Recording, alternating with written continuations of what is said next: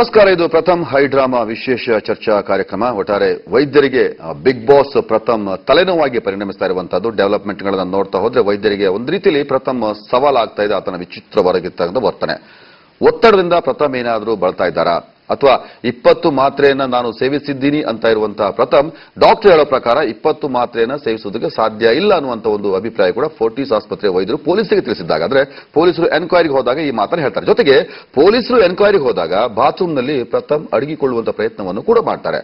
ಜೊತೆಗೆ ಯಾರಾದ್ರೂ ಆತನ ಹತ್ತಿರ ಮಾತನಾಡೋದಕ್ಕೆ ಬಂದ್ರೆ ಫಿನಾಯಿಲ್ ಕುಡಿಯೋದಾಗಿ ಬೆದರಿಕೆ ಕೂಡ ಪ್ರಥಮ್ ಹಾಕ್ತಾನೆ. ಸೊ ಈ ಎಲ್ಲ ವರ್ತನೆಯಿಂದ ಪೊಲೀಸರು ಮತ್ತು ವೈದ್ಯರು ಕೂಡ ಸ್ವಲ್ಪ ಮಟ್ಟಿಗೆ ಕಂಗಾಲಾಗಿದ್ದು, ತದನಂತರ ಅದನ್ನ ಫೋರ್ಟಿಸ್ನಿಂದ ನಿಮಾನ್ಸ್ಗೆ ರಾತ್ರಿ ಶಿಫ್ಟ್ ಮಾಡುವಂತ ಒಂದು ಪ್ರಯತ್ನ ಕೂಡ ಮಾಡಲಾಯಿತು. ಆದ್ರೆ ಗಲಾಟೆ ಇದ್ದಿದ್ರಿಂದ ನಿಮಾನ್ಸ್ ಆಸ್ಪತ್ರೆಯಿಂದ ಅದನ್ನ ಕಿಮ್ಸ್ ಆಸ್ಪತ್ರೆಗೆ ದಾಖಲು ಮಾಡ್ತಾರೆ. ಆದ್ರೆ ಪ್ರಥಮ್ ಹೇಳಿಕೊಳ್ಳುವಂತೆ ಹಣಕ್ಕಾಗಿ ನನ್ನ ಸ್ನೇಹಿತ ಲೋಹಿತ್ ಕಿರುಕುಳವನ್ನ ಕೊಡ್ತಾ ಇದ್ದ. ಇಷ್ಟಕ್ಕೂ ಆತ್ಮಹತ್ಯೆ ನಿರ್ಧಾರವನ್ನ ಕೈಗೊಳ್ಳುವುದಕ್ಕೆ ಸಾಧ್ಯನಾ? ಪ್ರಥಮ್ ಮನೆತನದಲ್ಲಿ ನಿಜವಾಗೂ ಆತನ ಮನೆಯಲ್ಲಿ ಕಳ್ಳತನ ಆಗಿದ್ದು ಹೌದಾ? ಆತನ ಚಿತ್ರವೊಂದರ ಹಾರ್ಡ್ ಡಿಸ್ಕ್ ಕಳ್ಳತನವಾಗಿದ್ದು ನಿಜನಾ? ಪ್ರಥಮ್ ಈ ಹೈ ಡ್ರಾಮಾದ ಹಿಂದೆ ಒಂದು ಪ್ರಚಾರದ ಗಿಮಿಕ್ ಇದೆಯಾ? ಈ ಎಲ್ಲ ಪ್ರಶ್ನೆಗಳು ನಮ್ಮನ್ನ ಕಾಡ್ತಾ ಇವೆ.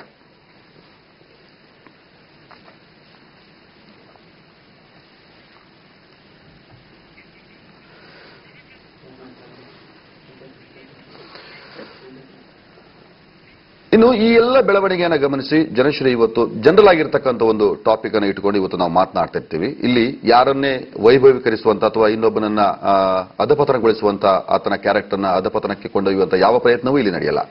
ಒಂದು ಮೆಸೇಜ್ ಪಾಸ್ ಆಗಬೇಕು. ಜನಶ್ರೀ ವಾಹಿನಿ ಒಂದು ಜವಾಬ್ದಾರಿಯುತವಾಗಿರ್ತಕ್ಕಂಥ ಸ್ಥಾನದಲ್ಲಿ ಇದ್ದುಕೊಂಡು ಅಂತ ಒಂದು ಪ್ರಯತ್ನಕ್ಕೆ ಇವತ್ತು ಕೈ ಹಾಕಿದೆ. 4 ಜನರಿಗೆ ಒಂದು ಮೆಸೇಜ್ ಹೋಗಬೇಕು. ಪರಿಣಾಮ ಇಂಥ ಬೆಳವಣಿಗೆಯಿಂದ ಇಂಥ ಬೆಳವಣಿಗೆ ಯಾಕಾಗತ್ತೆ, ಇದನ್ನ ವೈದ್ಯಕೀಯದಲ್ಲಿ ಏನಂತ ಕರೆಯಲಾಗುತ್ತೆ, ಮನುಷ್ಯ ಯಾಕೆ ಇಂಥ ಆತ್ಮಹತ್ಯೆ ಅಂತ ಒಂದು ಕೃತ್ಯಕ್ಕೆ ಕೈ ಹಾಕ್ತಾನೆ? ಮನೋವಿಜ್ಞಾನಿಯಾಗಿರುವಂತಹ ಡಾಕ್ಟರ್ ಶ್ರೀಧರ್ ಅವರು ನಮ್ಮ ಜೊತೆ ಇದ್ದಾರೆ. ಶ್ರೀಧರ್ ಅವರೇ, ಕಾರ್ಯಕ್ರಮಕ್ಕೆ ಪ್ರೀತಿಯ ಸ್ವಾಗತ.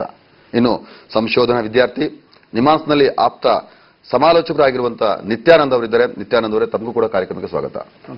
ಮೊದಲಿಗೆ ನಾನು ಶ್ರೀಧರ್ ಅವರಿಂದ ಪ್ರಾರಂಭ ಮಾಡ್ತೀನಿ. ತಾವು ನೋಡಿಯೇ ಇರ್ತೀರಿ, ಎಲ್ಲ ಬೆಳವಣಿಗೆನ ತಾವು ನೋಡಿಯೇ ಇರ್ತೀರಿ. ಯಾವ ರೀತಿ ಅನಲೈಸ್ ಮಾಡ್ತೀರಿ ತಾವೀಗ? ಒಂದು ದೃಷ್ಟಿಯಲ್ಲಿ ಸೆಲೆಬ್ರಿಟಿ ಅಂತ ಒಂದು ಪದ, ಇನ್ನೊಂದು ಆ ಪದಾನ ಹೆಚ್ಚಾಗಿ ಅದಕ್ಕೊಂದು ವೇದಿಕೆ. ಸಾಮಾನ್ಯವಾಗಿ ಕ್ರೀಡೆಗಳಿಂದ ಬರೋರು ಇರ್ಬೋದು, ಬೇರೆ ಬೇರೆ ಕ್ಷೇತ್ರಗಳಿಂದ ಬಂದವರು ಕೂಡ ಸೆಲೆಬ್ರಿಟಿ ಸ್ಟೇಟಸ್ ಬರ್ತಾರೆ. ಆದ್ರೆ ಮನರಂಜನೆಯ ಮಾಧ್ಯಮಗಳು, ವಿಶೇಷವಾಗಿ ಚಿತ್ರ ದೃಶ್ಯ ಮಾಧ್ಯಮಗಳ ಮೂಲಕ ಬರುವಂತಹವರು ಏಕಾಏಕಿ ಜನಗಮನಕ್ಕೆ ಬಂದಾಗ, ದಿಢೀರಾಗಿ ರಾತ್ರೋರಾತ್ರಿ, ಆಗ ಬಹುಶಃ ಅವರು ನೆಲೆಗಳನ್ನ ಅವರು ಗುರುತಿಸ್ಕೊಳಕ್ ಆಗದಿರುವಂತಹ ಒಂದು ಪ್ರಮೇಯಕ್ಕೆ ಸಿಕ್ಕಾಕೊಂಡ್ಬಿಡ್ತಾರೆ ಅಂತ ನನಗನ್ಸುತ್ತೆ. ಅಂದ್ರೆ ತಮ್ಮ ವ್ಯಕ್ತಿತ್ವ, ಅದರ ಬಗ್ಗೆ ಇರುವಂತಹ ಕಲ್ಪನೆಗಳು, ಅಂದಾಜುಗಳು ಇವೆಲ್ಲವನ್ನೂ ಕ್ಷಣ ಮಾತ್ರದಲ್ಲಿ ಮರೆಮಾಚುವಂತಹ ಶಕ್ತಿ ಈ ಹೊಸ ರೀತಿಯ ಪದ ಇದೆಯಲ್ಲ, ಆ ಸೆಲೆಬ್ರಿಟಿ ಅನ್ನೋ ಪದ, ಅದಕ್ಕೆ ಬಹಳ ಸುಲಭವಾಗಿ ಅಂಟಿಕೊಳ್ಳುತ್ತೆ. ಹೀಗಾದಾಗ ಏನಾಗುತ್ತೆ, ವ್ಯಕ್ತಿತ್ವ ಅನ್ನೋದು ಬಹಳ ಸೂಕ್ಷ್ಮವಾಗಿರುವಂತಹ ಒಂದು ವ್ಯಕ್ತಿಯ ಲಕ್ಷಣ. ಅದು ಹುಟ್ಟಾದಾಗಿನಿಂದ ಬಂದಂತಹ ಒಂದು ರೀತಿಯ ಪರಿಸರ, ವ್ಯಕ್ತಿ, ಇವುಗಳಿಂದ ಸಮಾಯೋಜಿತಗೊಂಡಂತಹ ಒಂದು ಗುಣ. ಅಂದ್ರೆ ನಾನು ಹೀಗಿದ್ದೀನಿ ಎಂದಾಗ ನನ್ನದೇ ಆದ ಒಂದು ನಿಯತ್ತನ್ನ ನಾನು ರೂಢಿಸ್ಕೊಂಡು ಬಂದಿರ್ತೀನಿ. ಅದು ಮಾತಿನ ಮೂಲಕ ಇರ್ಬೋದು, ಕಾರ್ಯದ ಮೂಲಕ ಇರ್ಬೋದು, ಹಲವಾರು ಚಟುವಟಿಕೆಗಳಲ್ಲಿ ಅದು ಒಂದೇ ರೀತಿಯಲ್ಲೇ ಉಳ್ಕೊಂಡು ಬರುತ್ತೆ. ಅದರಲ್ಲಿ ಏರ್ಪೇರ್ ಆಗಲ್ಲ. ಏರ್ಪೇರ್ ಆದಾಗಲೇ ಸಮಸ್ಯೆ ಎದ್ದು ಕಾಣುತ್ತೆ. ಅಂತಹ ಏರ್ಪೇರ್ ಆಗುವಂತಹ ಸನ್ನಿವೇಶವನ್ನ ಮನರಂಜನೆಯ ಮಾಧ್ಯಮ ಅಥವಾ ಸೆಲೆಬ್ರಿಟಿ ಸ್ಟೇಟಸ್ ಕೊಡುವಂತಹ ಒಂದು ರಿಯಾಲಿಟಿ ಶೋ ಅಂತಾನೆ ಹೇಳಬೇಕಾಗ್ತದೆ. ಅವೇನಾದ್ರೂ ಮಾಡತ್ತಾ? ಅನೇಕ ಸಂಶೋಧನೆಗಳು ಈ ಉದಾಹರಣೆಗೆ ರಿಯಾಲಿಟಿ ಶೋ ಬಂದಾಗಿನಿಂದ ನಮ್ಮ ದೇಶದಲ್ಲೇ ಅಲ್ಲ, ಬೇರೆ ಬೇರೆ ದೇಶಗಳಲ್ಲಿ ಅದರ ಅಡ್ಡ ಪರಿಣಾಮಗಳನ್ನೇ ಅಧ್ಯಯನ ಮಾಡ್ಕೊಂಡ್ ಬಂದಿದೆ. ಈ ವ್ಯಕ್ತಿಗಳು ಖ್ಯಾತಿಗೆ ಬಂದಾಗ ಏನಾಗ್ತದೆ, ಅವರಿಗೆ ವಿಕೃತರಾಗ್ತಾರ, ಖ್ಯಾತಿ ವಿಕೃತಿಯನ್ನ ತರತ್ತಾ ಅನ್ನುವಂತಹ ಪ್ರಶ್ನೆ ಬರ್ತದೆ. ಯಾಕೆಂತಂದ್ರೆ ಹೋಮ್ ಅಲೋನ್ ಸಿನಿಮಾ ಬಂದಾಗ ಆ ಕಲ್ಕಿನ್ ಅಂತ ಹೆಸರಿರ್ಬೇಕು, ಆತನು ಅಷ್ಟೇ ಒಂದು 10 ವರ್ಷದ ಬಾಲ್ಯದ ಜೊತೆಯಲ್ಲಿ ಬಹಳ ಚೆನ್ನಾಗೇ ಬೆಳೆದ.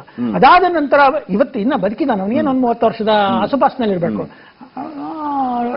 ಎಂತದ್ದು ಡ್ರಗ್ ಅಡಿಕ್ಟ್ ಆಗಿದ್ದಾನೆ, ವ್ಯಸನಿ ಆಗಿದ್ದಾನೆ, ಮತ್ತೆ ಸಂಬಂಧಗಳಲ್ಲಿ ಕೂಡಿಕೊಳ್ಳಕ್ಕಾಗಿಲ್ಲ. ಅಂದ್ರೆ ಹಲವಾರು ರೀತಿಯ ಸಮಸ್ಯೆಗಳಿಗೆ, ಮಾನಸಿಕ ಸಮಸ್ಯೆಗಳಿಗೆ ಒಳಗಾಗ್ತಾರೆ. ಸಾಮಾಜಿಕ ಹೊಂದಾಣಿಕೆ ಕೂಡ ಕುಸಿದುಕೊಳ್ಳುತ್ತೆ. ಅದೇ ಒಂದು ಹಿನ್ನೆಲೆಯಲ್ಲಿ ಇಲ್ಲಿ ನೋಡಿದಾಗ ಕಳೆದ ವರ್ಷ ಈ ತರದ್ದೊಂದು ಪ್ರಕರಣ ಆಯಿತು. ಅದಕ್ಕೆ ಹಿಂದೆ ಒಂದು ಚಲನಚಿತ್ರಕ್ಕೆ ಸಂಬಂಧಪಟ್ಟದ ಪ್ರಕರಣ ಆಯಿತು. ಹಾಗೇನೆ ನನಗೆ ನೆನಪಿದ್ದಂಗೆ ಶಿಲ್ಪಾ ಶೆಟ್ಟಿಗೆ ಸಂಬಂಧಪಟ್ಟಿದ್ದು ಇದೇ ರೀತಿಯಲ್ಲೇ ಆಗಿರಬಹುದು. ಅಂದ್ರೆ ನೆನಪುಳಿದಿಲ್ಲ ನನಗೆ. ಇವೆಲ್ಲ ಏನಪ್ಪಾ ಸೂಚಿಸುತ್ತೆ ಅಂತಂದ್ರೆ, ನಿಮಗೆ ಜನಗಮನಕ್ಕೆ ನೀವು ಬಂದಾಗ ಯಾವ ಮಾದರಿಯಲ್ಲಿ ನಿಮ್ಮ ನಿರೀಕ್ಷೆಗಳು ನಿಮ್ಮ ಮನದಾಳದಲ್ಲಿ ಇರ್ತವೆ, ಇಂಗಿತಗಳು ಹೇಗಿರ್ತವೆ, ಅದನ್ನ ನೀವು ಹೇಗೆ ಪೂರೈಸ್ಕೊತೀರಾ.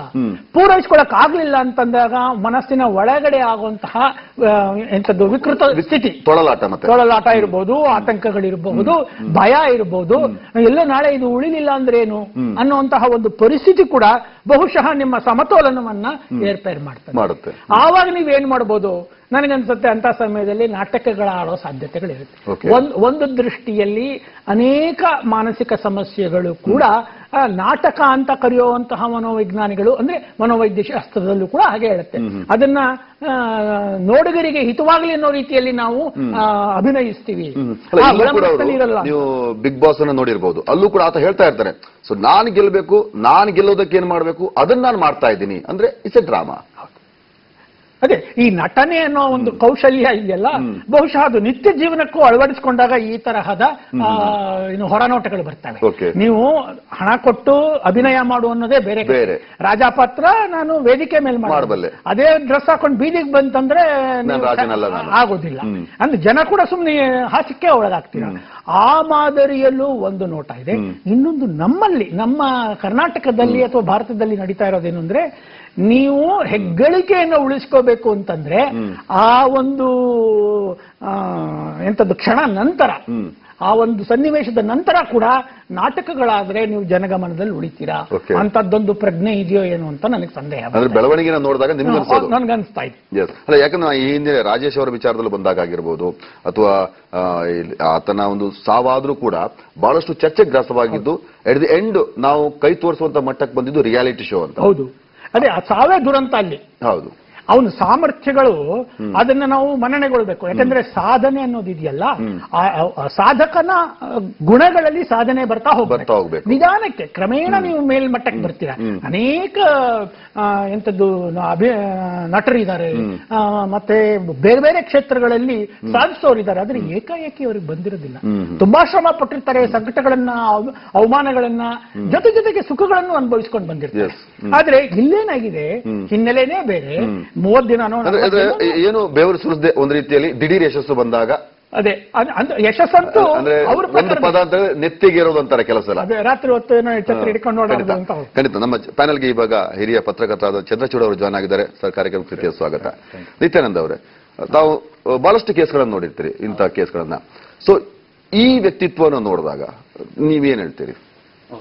ಸೊ ಮೊದಲನೇದಾಗಿ ಏನು ಇತ್ತೀಚಿನ ಬೆಳವಣಿಗೆ ಆಗಿದೆ, ಈಗ ಸಾರ್ ಏನ್ ಮಾತಾಡ್ತಾ ಇದ್ದಾರೆ ಅದ್ರ ಬಗ್ಗೆ ಎಲ್ಲ ನೋಡಿದಾಗ, ಒಂದು ಅವರಿಗೆ ಒಂದು ಭಾವನಾತ್ಮಕ ಅಂದ್ರೆ ಎಮೋಷನಲ್ ರಿಲೇಟೆಡ್ ಒಂದು ಸಮಸ್ಯೆಗೆ ಬಳಲ್ತಾ ಇರೋದು ಅನ್ನೋದು ಆಗಿದೆ. ಅದಕ್ಕೆ ಕಾರಣ ಅಂತ, ಆತ್ಮಹತ್ಯೆಗೆ ಎಸ್ಪೆಷಲಿ ಕಾರಣ ಅಂತ ನೋಡಿದಾಗ ನಮ್ಮ ಸೈಕ್ಯಾಟ್ರಿ ಭಾಷೆಯಲ್ಲಿ ನಾವು ಹೇಳ್ಬೇಕಾದ್ರೆ ಬಯೋ ಸೈಕೋ ಸೋಷಿಯಲ್ ಮಾಡೆಲ್ ಅಂತ ಹೇಳ್ತೀವಿ. ಅದಕ್ಕೆ ಹಾಗೆ ನೀವೆಲ್ಲ ಚರ್ಚೆ ಮಾಡ್ತಾ ಇರೋ ರೀತಿ ಒತ್ತಡಗಳು ಸಹ ಅವ್ರಿಗೆ, ಯಾಕಂದ್ರೆ ಒಂದು ರಿಯಾಲಿಟಿ ಶೋ ಅಂತ ಮಾಡೋದು ತುಂಬಾ ಚಾಲೆಂಜಿಂಗ್ ಜಾಬ್ ಇರುತ್ತೆ. ದಿನ ಹೊಸ ರೀತಿ ಅವ್ರ ವರ್ತನೆಗಳ ಮೇಲೆ ಇರುತ್ತೆ, ಅವ್ರ ಯೋಚನೆಗಳಿರುತ್ತೆ, ಭಾವನೆ ಯಾವ್ಯಾವ ರೀತಿ ಎಕ್ಸ್ಪ್ರೆಸ್ ಮಾಡಬೇಕು ಅನ್ನೋದು ಸಾಕಷ್ಟು ಅಂತರಂಗವಾಗಿ ಪ್ರೋಸೆಸ್ ನಡೀತಾ ಇರುತ್ತೆ. ಆ ಒತ್ತಡನ ಯಾವ ರೀತಿ ಅವ್ರನ್ನ ಕೋಪ್ ಮಾಡೋದು ಅಂತೀವಿ, ಅದನ್ನ ಮಾಡೋಂತ ಶಕ್ತಿ ಇವರಲ್ಲಿ ಇದೆಯೋ ಇಲ್ಲೋ. ಯಾಕಂದ್ರೆ ಅದು ಸಾಕಷ್ಟು ಇದಾಗುತ್ತೆ. ಯಾಕಂದ್ರೆ ಇವಾಗ ಒಂದು ಆತ್ಮಹತ್ಯೆಗೆ ನಮ್ಮ ಸೈಕ್ಯಾಟ್ರಿ ಭಾಷೆಯಲ್ಲಿ ಏನ್ ಹೇಳ್ತೀವಿ ಅಂದ್ರೆ, ಇದೊಂದು ತಾತ್ಕಾಲಿಕ, ಎಲ್ಲರಿಗೂ ಒತ್ತಡ ಇರುತ್ತೆ, ಅದೆಲ್ಲ ಒಂದು ತಾತ್ಕಾಲಿಕ ಸಮಸ್ಯೆಗೆ ಶಾಶ್ವತ ಪರಿಹಾರ ಮಾಡ್ಕೊಳ್ಳೋದು. ಯಾಕಂದ್ರೆ ಇವರಲ್ಲಿ ಒಂದು ಕೋಪಿಂಗ್ ಮಾಡ್ಕೊಳ್ಳೋ ಒಳ್ಳೆ ಶಕ್ತಿ ಅವರಲ್ಲಿ ಇಲ್ಲ. ಅಥವಾ ಯಾಕಂದ್ರೆ ತುಂಬಾ ಅಡ್ವೈಸ್ ಕೂಡ ತುಂಬಾ ಇವತ್ತು ಸಿಂಪಲ್ ಆಗ್ಬಿಟ್ಟಿದೆ ಮನುಷ್ಯನಿಗೆ. ನಾವು ಈ ತರ ಕಾರಣ ಅವರಲ್ಲಿ ನಾವೆಲ್ಲ ಏನ್ ಮಾಡ್ತಾ ಇದೀವಿ, ಮಾಧ್ಯಮದವರಾಗಿರ್ಬೋದು, ವಿದ್ಯಾವಂತರು ಅವ್ರಿಗೆ ಹಣೆಪಟ್ಟಿ ಕಟ್ತಾ ಇದೀವಿ. ಅವ್ರ ಭಾವನೆನ ಯಾರು ಕೇಳೋವಂಥದ್ದು ನಮ್ಗೆಲ್ಲೂ ಕಂಡು ಬರ್ತಾ ಇಲ್ಲ. ಯಾಕಂದ್ರೆ ಇದೇನಾಗ್ತಾ ಇದೆ, ಅವ್ರ ಭಾವನೆ ಕೇಳೋದಕ್ಕೆ ಆಗ್ತಾ ಇಲ್ಲ. ಅದು ಅವರು ಆತ್ಮಹತ್ಯೆ ಮೂಲಕ ಅವರು ಎಕ್ಸ್ಪ್ರೆಸ್ ಮಾಡೋದಂತ ಒಂದು ಪರಿಸ್ಥಿತಿ ಇವತ್ತು ನಾವು ನೋಡ್ತಾ ಇದೀವಿ. ಖಂಡಿತ ನಾನು ಮಾತಾಡ್ತೀನಿ. ಯಾಕಂದ್ರೆ ನಾನು ಇದು ಯಾರ ಪರ ವಿರೋಧ ನಾವು ಮಾತಾಡ್ತಾ ಇಲ್ಲ. ಖಂಡಿತ ಒಂದು ಮೆಸೇಜ್ ಅನ್ನ ಕೊಡಬೇಕು 4 ಜನ ನೋಡುವವರಿಗೆ. ಎಸ್, ನಾನು ಕೂಡ ಇಂಥದ್ದೇ ಆಗಿದ್ದಿದ್ರೆ ಆತನಿಗೆ ಒಂದು ಸೂಕ್ತವಾಗಿರ್ತಕ್ಕಂಥ ಸಮಸ್ಯೆಗೆ ಪರಿಹಾರ ಸಿಗಬೇಕು. ಚಂದ್ರಚೂಡ್ ಅವರೇ, ಈ ದಿಢೀರ್ ಯಶಸ್ಸು ಈ ರೀತಿಯ ವರ್ತನೆಗೆ ನಿಜವಾಗ್ಲೂ ಕಾರಣ ಆಗುತ್ತೆ ಅಂತ ಅನ್ಸುತ್ತಾ? ಯಾಕಂದ್ರೆ ಸಿನಿಮಾ ಇಂಡಸ್ಟ್ರಿಯಿಂದ ಒಂದು ಯಶಸ್ಸನ್ನು ಗಳಿಸುವಾಗಲೂ ಕೂಡ ಈ ರೀತಿ ಒಂದು ಯಶಸ್ಸು ಬಂದ್ಬಿಡುತ್ತೆ. ಒಂದು ಚಿತ್ರ ಹಿಟ್ ಆಯ್ತು ಅಂದ್ರೆ ರಾತ್ರಿ ಬೆಳಗಾಗೋದ್ರೊಳಗೆ ಅಥವಾ ಸೆಲೆಬ್ರಿಟಿ ಆಗಿಬಿಡ್ತಾನೆ, ಆತನಿಂದಾಗಿರ್ತಕ್ಕಂಥ ಒಂದು ಫ್ಯಾನ್ಸ್ ಕ್ಲಬ್ ಕೂಡ ಹೊರಟುತ್ತೆ. ಪ್ರತಾಪ್ ವಿಚಾರದಲ್ಲೂ ಕೂಡ ಹಾಗೆ ಆಗಿದ್ದು, ಹಾಗೆ ಆಯ್ತಾ? ಅಥವಾ ಪ್ರತಾಪ್ಗೆ ಅದೆಲ್ಲೋ ಅದನ್ನ ನಿಭಾಯಿಸೋಕಾಗಿಲ್ವಾ? ಅಲ್ಲ, ತುಂಬಾ ಸೂಕ್ಷ್ಮವಾಗಿ ಹೇಳೋದಾದ್ರೆ ಕರ್ನಾಟಕದ ಮಾಧ್ಯಮಗಳಿಗೆ ಮೊದಲು ಬುದ್ಧಿ ಇಲ್ಲ. ಪ್ರಥಮ್ ಅನ್ನೋ ಒಬ್ಬ ಇಡಿಯಟ್ ನ, ಒಬ್ಬ ನಾನ್ ಸೆನ್ಸ್ ಹುಡುಗನ್ನ ಇಟ್ಕೊಂಡ್ಬಿಟ್ಟು ನಾವು ದಿನಗಟ್ಟಲೆ ಚರ್ಚೆ ಮಾಡ್ತಾ ಇದೀವಿ. ಯಾಕೆ ಅಂತ ಹೇಳ್ತೀನಿ ಕೇಳಿ. ಇದು ನಾವು ಸಮಾಜಕ್ಕೆ ಕೊಡ್ತಿರೋ ಒಂದು ರಾಂಗ್ ಮೆಸೇಜ್. ಇದು ಮುಖ್ಯವಾಗಿ ಪ್ರಥಮ್ ಮಾಡ್ತಿರೋದೆಲ್ಲ ಏನು, ಹುಡುಗನ ಹೆಸರು ಪ್ರಥಮ್ ಅಲ್ಲ ಅಸಲಿಗೆ, ಇವನು ಇಟ್ಕೊಂಡಿರೋದು ಏನ್ ಮಾಡ್ತಾ ಇದ್ದಾನಲ್ಲ, ಇವನ ಇಶ್ಯೂನ್ ಇಟ್ಕೊಂಡು ನಾವು ಸೆಕ್ರೆಟರಿ ಮನೋಶಾಸ್ತ್ರಜ್ಞರನ್ನ ಕೂರಿಸ್ಕೊಂಡು ಇದೇನೋ ಆಗಿದೆ ಅಂತ ಅವನಿಗೆ ಒಂದು ಕರುಣೆಯ ಕಿರೀಟವನ್ನು ಬಂದೆ. ಅವನು ಮಾಡ್ತಿರೋದು ಎಲ್ಲವೂ ಕೂಡ ಪ್ಲಾನ್ಡ್. ಅವನು ದೇವೇಗೌಡರ ಹತ್ರ ಹೋಗಿ ಸೆಲ್ಫಿ ತೆಗೆಸ್ಕೊ ಬರ್ತಾನೆ ಅಂದ್ರೆ ಪ್ಲಾನ್ಡ್. ಬಿಗ್ ಬಾಸ್ ಹೋಗ್ತಾನೆ ಅಂದ್ರೆ ಪ್ಲಾನ್ಡ್. ಆಯ್ತು, ಬಿಗ್ ಬಾಸ್ ಅನ್ನೋ ಒಂದು ವೇದಿಕೆ ಯಾವುದೋ ಒಂದು ಖಾಸಗಿ ಚಾನೆಲ್ ನಡೆಸುತ್ತೆ, ಅದರಲ್ಲಿ ಈ ತರದ ಉಚ್ಚಾಟಗಳನ್ನ ಜನರ ಮನಸ್ಸೆಳೆಯೋದಕ್ಕೆ ಮಾಡ್ಬೇಕಾಗತ್ತೆ. ಮಾಡಿದಾನೆ, ಗೆದ್ದಿದ್ದಾನೆ. ಆ ನಂತರ ಅವನು ಏನ್ ಮಾಡಿದಾನೆ, ಅವನು ಮಾಡಿರೋದೇನಿದೆಯಲ್ಲ ಸಮಾಜದಲ್ಲಿ, ಅವನು ಮಾಡ್ತಾ ಇರೋದನ್ನ ಹೇಳಿದ್ರೆ ಇಬ್ರು ಎಕ್ಸ್ಪರ್ಟ್ಗಳು ಕೂತಿದ್ದಾರೆ, ಅವ್ರು ಯಾರು ಮನಶಾಸ್ತ್ರದ ವಿಭಾಗದಲ್ಲಿ ಇದನ್ನ ಮಾಡೋದು ಬೇಡ, ಮೊದಲು ಕ್ರೈಮ್ಗೆ ಏನನ್ನ ಒಪ್ಪಿಸಿ ಅಂತ ಹೇಳ್ತಾರೆ. ಎಷ್ಟು ಜನ ಹೆಣ್ಮಕ್ಳಿಗೆ ಮೋಸ ಮಾಡಿದಾನೆ, ಎಷ್ಟು ಜನ ಪ್ರೊಡ್ಯೂಸರ್ಗಳ ಹತ್ರ ಹಣ ತಗೊಂಡಿದ್ದಾನೆ. ಇವನು ಸಮಾಜಕ್ಕೆ ಇವತ್ತು ಒಬ್ಬ ಕಂಟಕ. ಇವನಿಗೆ ಕೂತ್ಕೊಂಡು ಪಬ್ಲಿಸಿಟಿ ಕೊಟ್ಕೊಂಡು ಇವನ ಬಗ್ಗೆ ಸೆಕ್ರೆಟರಿ ವರ್ಡ್ಗಳನ್ನೆಲ್ಲ ಹಾಕಿ ಇವನಿಗೆ ಇನ್ನೇನೋ ಇದೆ ಮತ್ತೇನೋ ಇದೆ ಅಂತ ಕರುಣೆ ತೋರಿಸಿ ನಾವು ಅವನಿಗೆ ಅಯ್ಯೋ ಅವನಿಗೆ ಆತ್ಮಹತ್ಯೆ ಮಾಡ್ಕೋತಾ ಇದ್ದಾನೆ ಅಂತ. ವಾಟ್ ನಾನ್ ಸೆನ್ಸ್ ಇದೆ ಸರ್?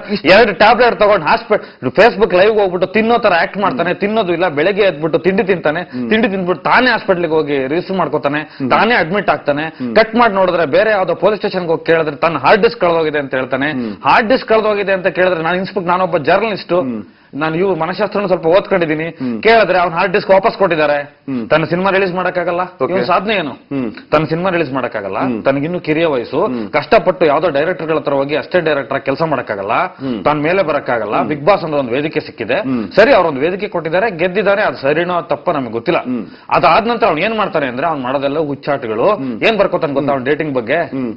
ನಾನು ಅವಳು ಸ್ನೇಹಿತರಾಗಿ ಇರಬೇಕು ಅನ್ನೋ ಕಾರಣಕ್ಕೆ ಪಾಪ ಎಷ್ಟು ಜನ ತಾಯಂದ್ರು ನೋಡ್ತಾ ಇರ್ತಾರೋ ನಮ್ಮ ಡಿಸ್ಕಷನ್ ನ, ನಾನು ಇನ್ನೊಂದು ಮಾಡ್ಲಿಲ್ಲ ಮತ್ತೊಂದು ಮಾಡ್ಲಿಲ್ಲ ಅಂತ ಬರ್ಕೋತಾನೆ. What nonsense is this?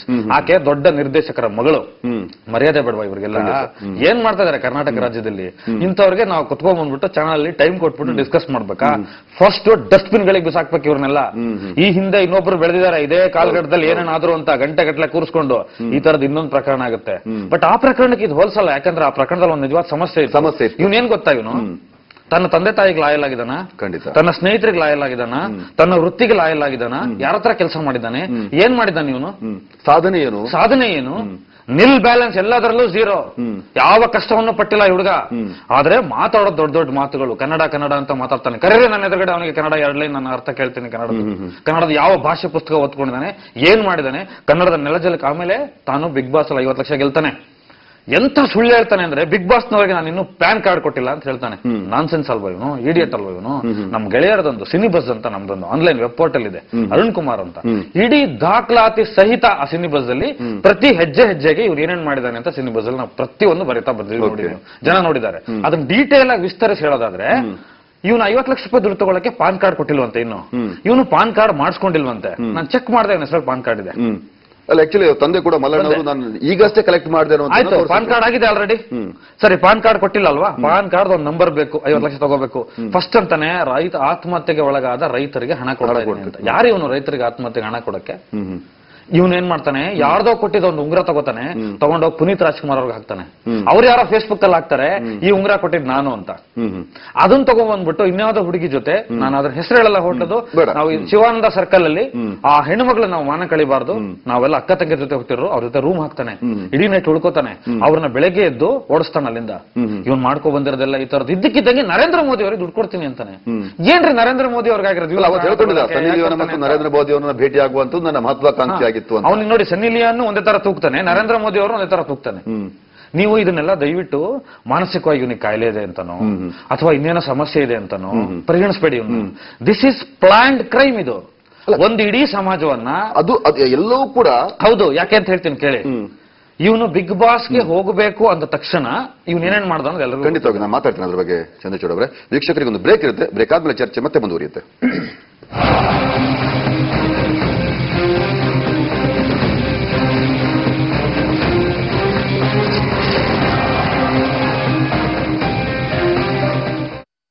Break ಆದ್ಮೇಲೆ ಚರ್ಚೆ ಮತ್ತೆ ಪುನಃ ಮುಂದುವರಿತಾ ಇದೆ.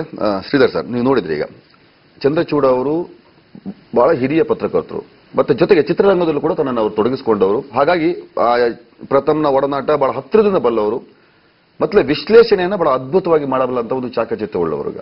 ನಾನು ಕೇಳ್ತಿರುವಂತದ್ದು, ನಮಗೆ ಗೊತ್ತಿರುವಂತಹ ಮಾಹಿತಿ ಪ್ರಕಾರ ಕಳೆದ 10 ವರ್ಷದಿಂದ ಆತ ಅಪ್ಪ ಅಮ್ಮನಿಂದ ದೂರ ಇದ್ದವನು. ಅಂದ್ರೆ ಸರಿ ಸುಮಾರು 9-10 ವರ್ಷಕ್ಕೆ ಆತ ಫ್ಯಾಮಿಲಿ ಮೆಂಬರ್ಸ್ ದೂರ ಇದ್ದವನು.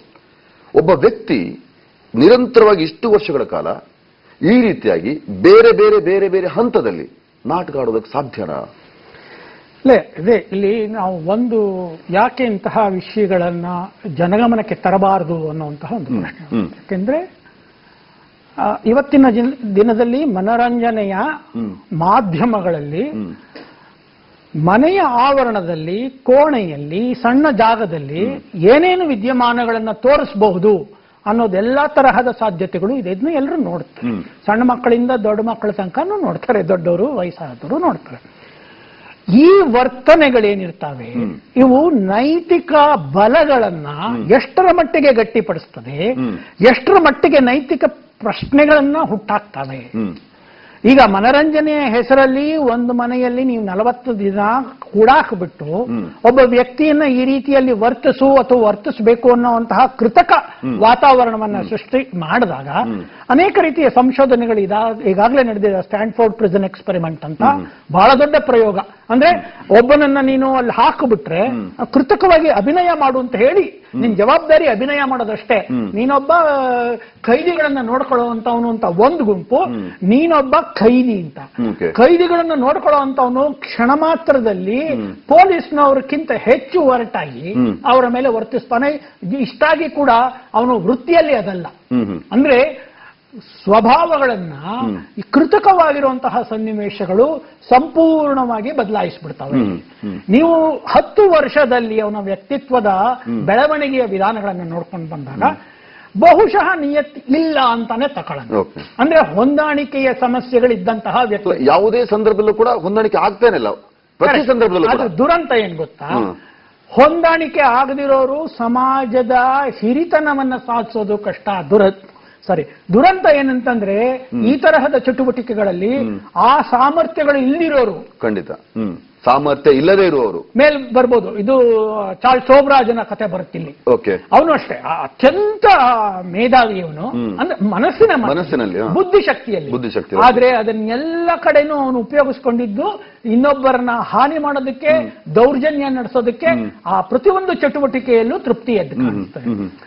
ಬಹುಶಃ ಈ ತರಹ ವ್ಯಕ್ತಿಗಳು ಕೂಡ ಈ ಒಂದು ಸನ್ನಿವೇಶ ಸಿಕ್ಕಲಿಲ್ಲ ಅಂತಂದ್ರೆ ಒಂದು ಸಾಧಾರಣ ಮಟ್ಟದಲ್ಲೇ ಯಾವುದೋ ರೀತಿಯಲ್ಲಿ ಮೋಸಗಾರಿಕೆಯೋ ಅಥವಾ ಇನ್ನೇನೋ ಬೇರೆ ಚಟುವಟಿಕೆ, ಇದೊಂದು ಅವಕಾಶ.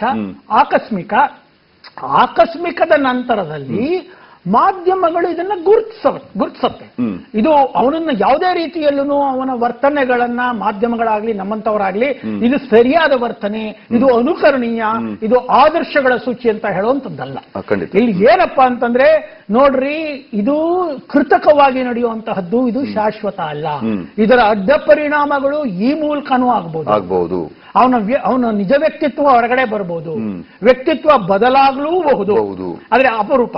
ಯಾಕೆಂತಂದ್ರೆ ಇವರು ಮೇಲ್ಮಟ್ಟಕ್ಕೆ ಅಂತ ಯಾವುದು ಮೇಲ್ಮಟ್ಟ ಅಂತ ಕರಿತೀವೋ, ಅವನ ಮಾತನ್ನ ಮೋದಿನ ಪ್ರಧಾನಮಂತ್ರಿ ನೋಡ್ಬೋದು, ಮತ್ತೊಬ್ಬಳನ್ನ ನೋಡ್ಬೋದು ಅಂತದ್ದು ನಾನು ಹೇಳಿದ್ರೆ ಯಾರು ಬರೆಯುವುದಿಲ್ಲ. ಅವ್ನು ಹೇಳಿದಾಗ ಅದಕ್ಕೊಂದು ವಿಶೇಷ ಕೊಡ್ತಾರೆ. ಆದ್ರೆ ಅವ್ರು ಯಾರೂ ಅದನ್ನ ಔದಾರ್ಯದಿಂದ ತಗೊಳ್ಳೋದಿಲ್ಲ. ಹೇಳ್ಕನಾಗಿದ್ದಾನೆ ಹಾಕೊಂಡು ಹೋಗ್ಬಿಡೋಣ, ಪತ್ರಿಕೆಯಲ್ಲಿ ಜಾಗ ಇದೆ, ಒಂದು ಹೆಸರು ಹಾಕೋಣ ಅನ್ನೋ ಒಂದು ಸ್ವಭಾವನೆ ಇರ್ಬೋದು.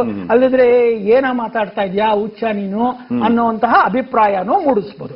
ಇಲ್ಲಿ ಮುಖ್ಯವಾಗಿ ನಾವು ಗಮನಿಸಬೇಕಾಗಿರೋದು ಏನಂತಂದ್ರೆ, ಮೂಲತಃ ರಿಯಾಲಿಟಿ ಶೋ ಅದರಿಂದ ಹುಟ್ಟು ಬರುವಂತಹ ಸೆಲೆಬ್ರಿಟಿಗಳು, ಸಾಮಾನ್ಯವಾಗಿ ಸೆಲೆಬ್ರಿಟಿಗಳು ಅಂದ್ರೆ ದಿಢೀರಂತ ಖ್ಯಾತಿಗೆ ಬಂದವರು, ಜನಮನ್ನಣೆ ಗಳಿಸಿದವರು.